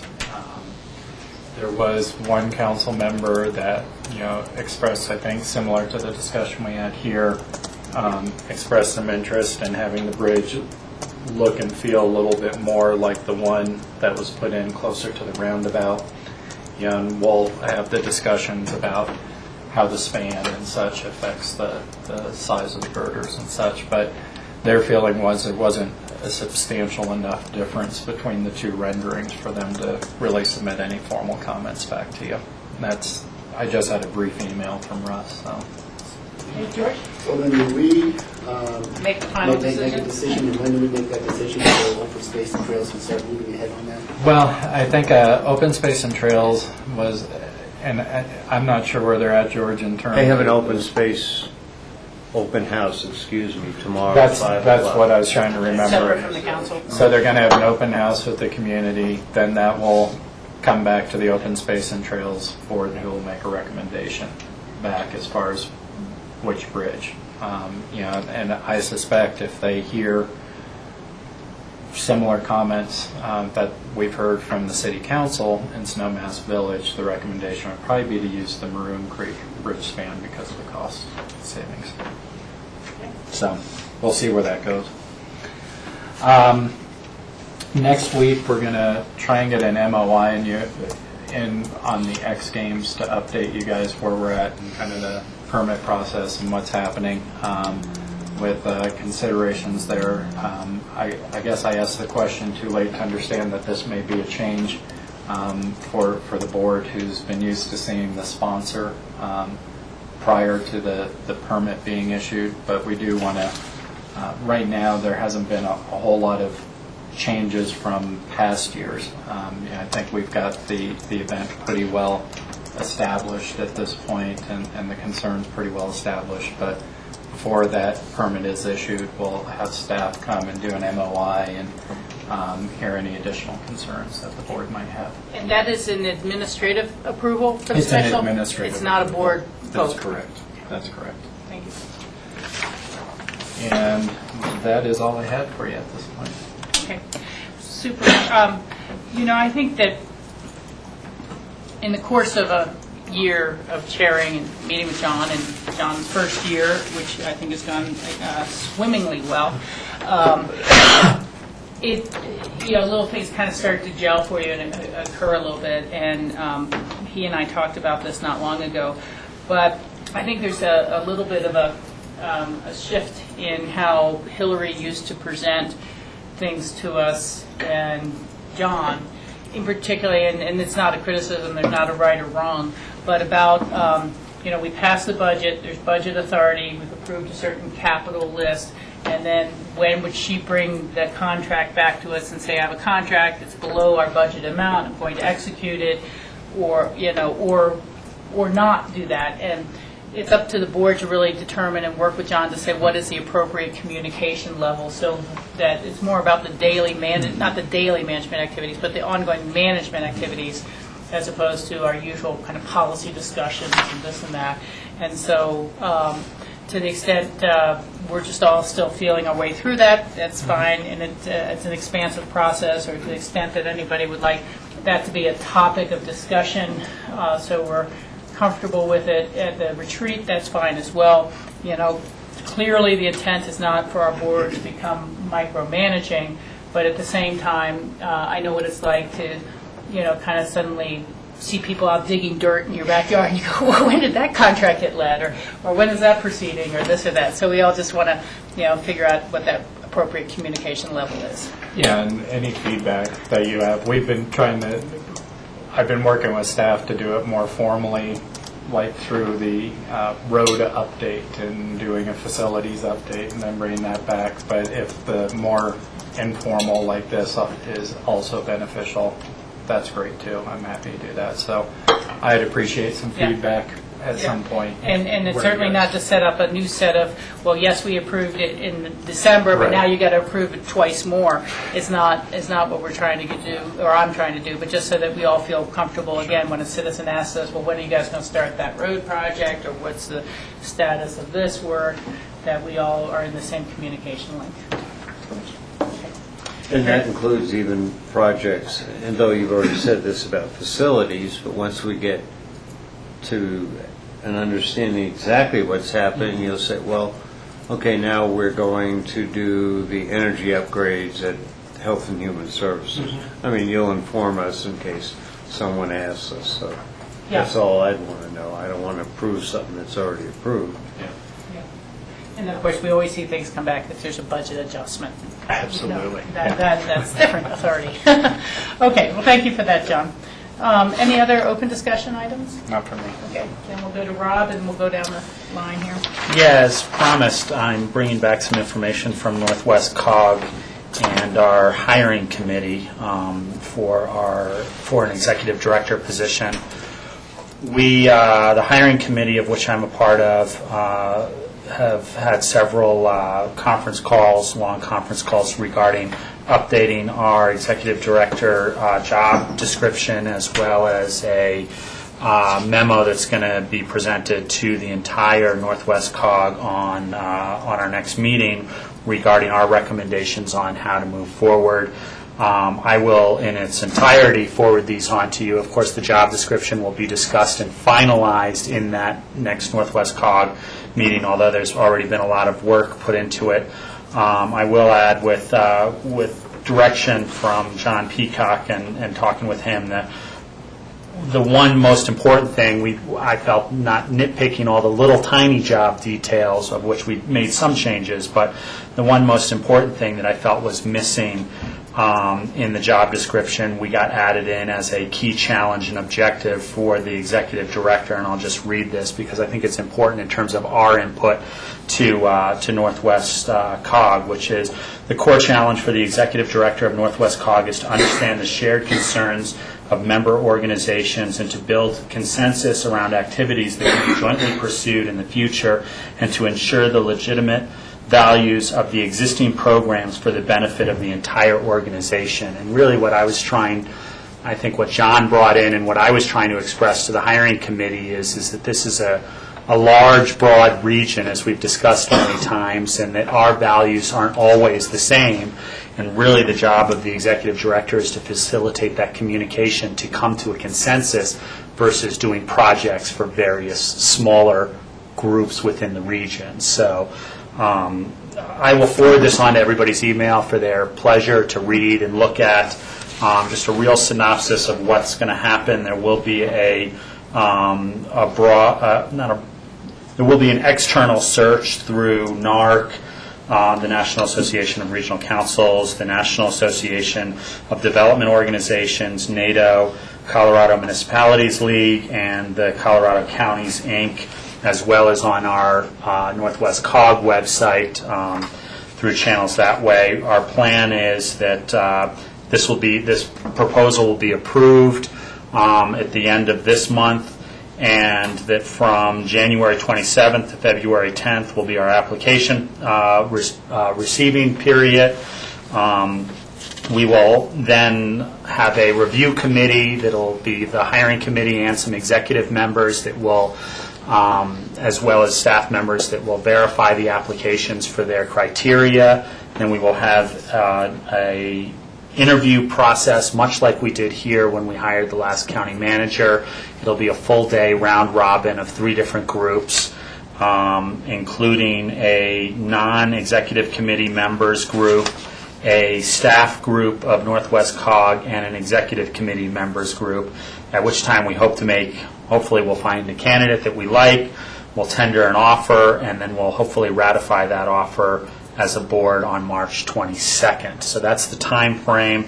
The last thing that I thought I might mention is that we did set our recommendation as a hiring committee to Northwest COG is to set the salary range from $85,000 to $120,000, which is slightly below what the previous existing salary range was for that position.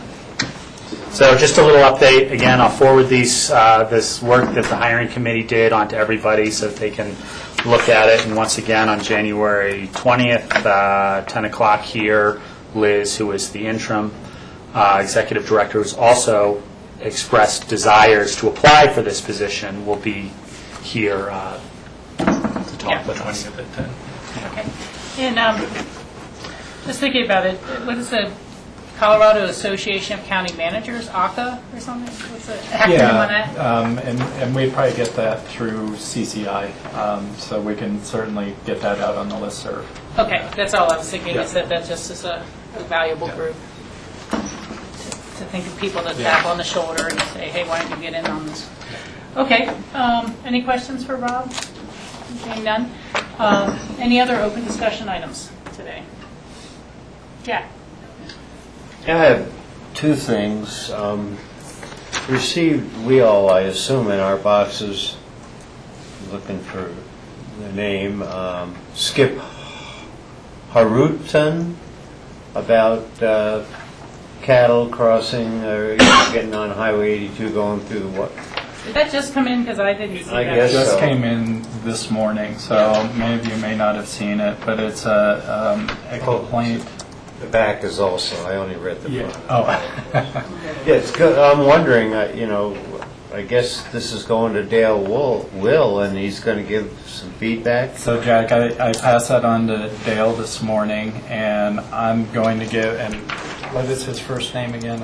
I apologize from the letter, I don't have it in front of me. But I'm going to be giving him a call back in the next day or two. Obviously, I haven't had a chance to sit down with Dale today. Yeah, I guess they'll have to just look at this and assess the legal liability as well as the damage that might be occurring. This is about cattle in the Crystal River, for example, and also crossing the highway. It's an open range issue. Okay. Yeah, open range means that you have to fence the cattle out. And obviously, that's the concern of the property owner, so we'll be working on that response. Yeah. The other one, I'm surprised to see this unless I don't know some piece of information, but apparently Theater Aspen put this in our box about, their application before P&Z, et cetera. Why would we be involved? They were just Because- asking us if we'd like to support Yeah, it. I think we're within the required mailing area, actually. It's the building. Notification area is a land use action. Could be 300 feet or something. And it's something like that, Because yeah. I don't think formally we weigh in unless we, I think we just happen to be, and you are the owners of the property as the board. yeah. Well, that's good, they're keeping us in Yeah. the loop on that. That's it, thank you. Okay, any other open discussion items? Okay, there being none, we will convene tomorrow at noon for our regular meeting and new seating arrangements. And thank you, Grassroots TV. We appreciate your time today, and we will adjourn. Goodbye. Thank you, everybody. Early, my last work session. I know.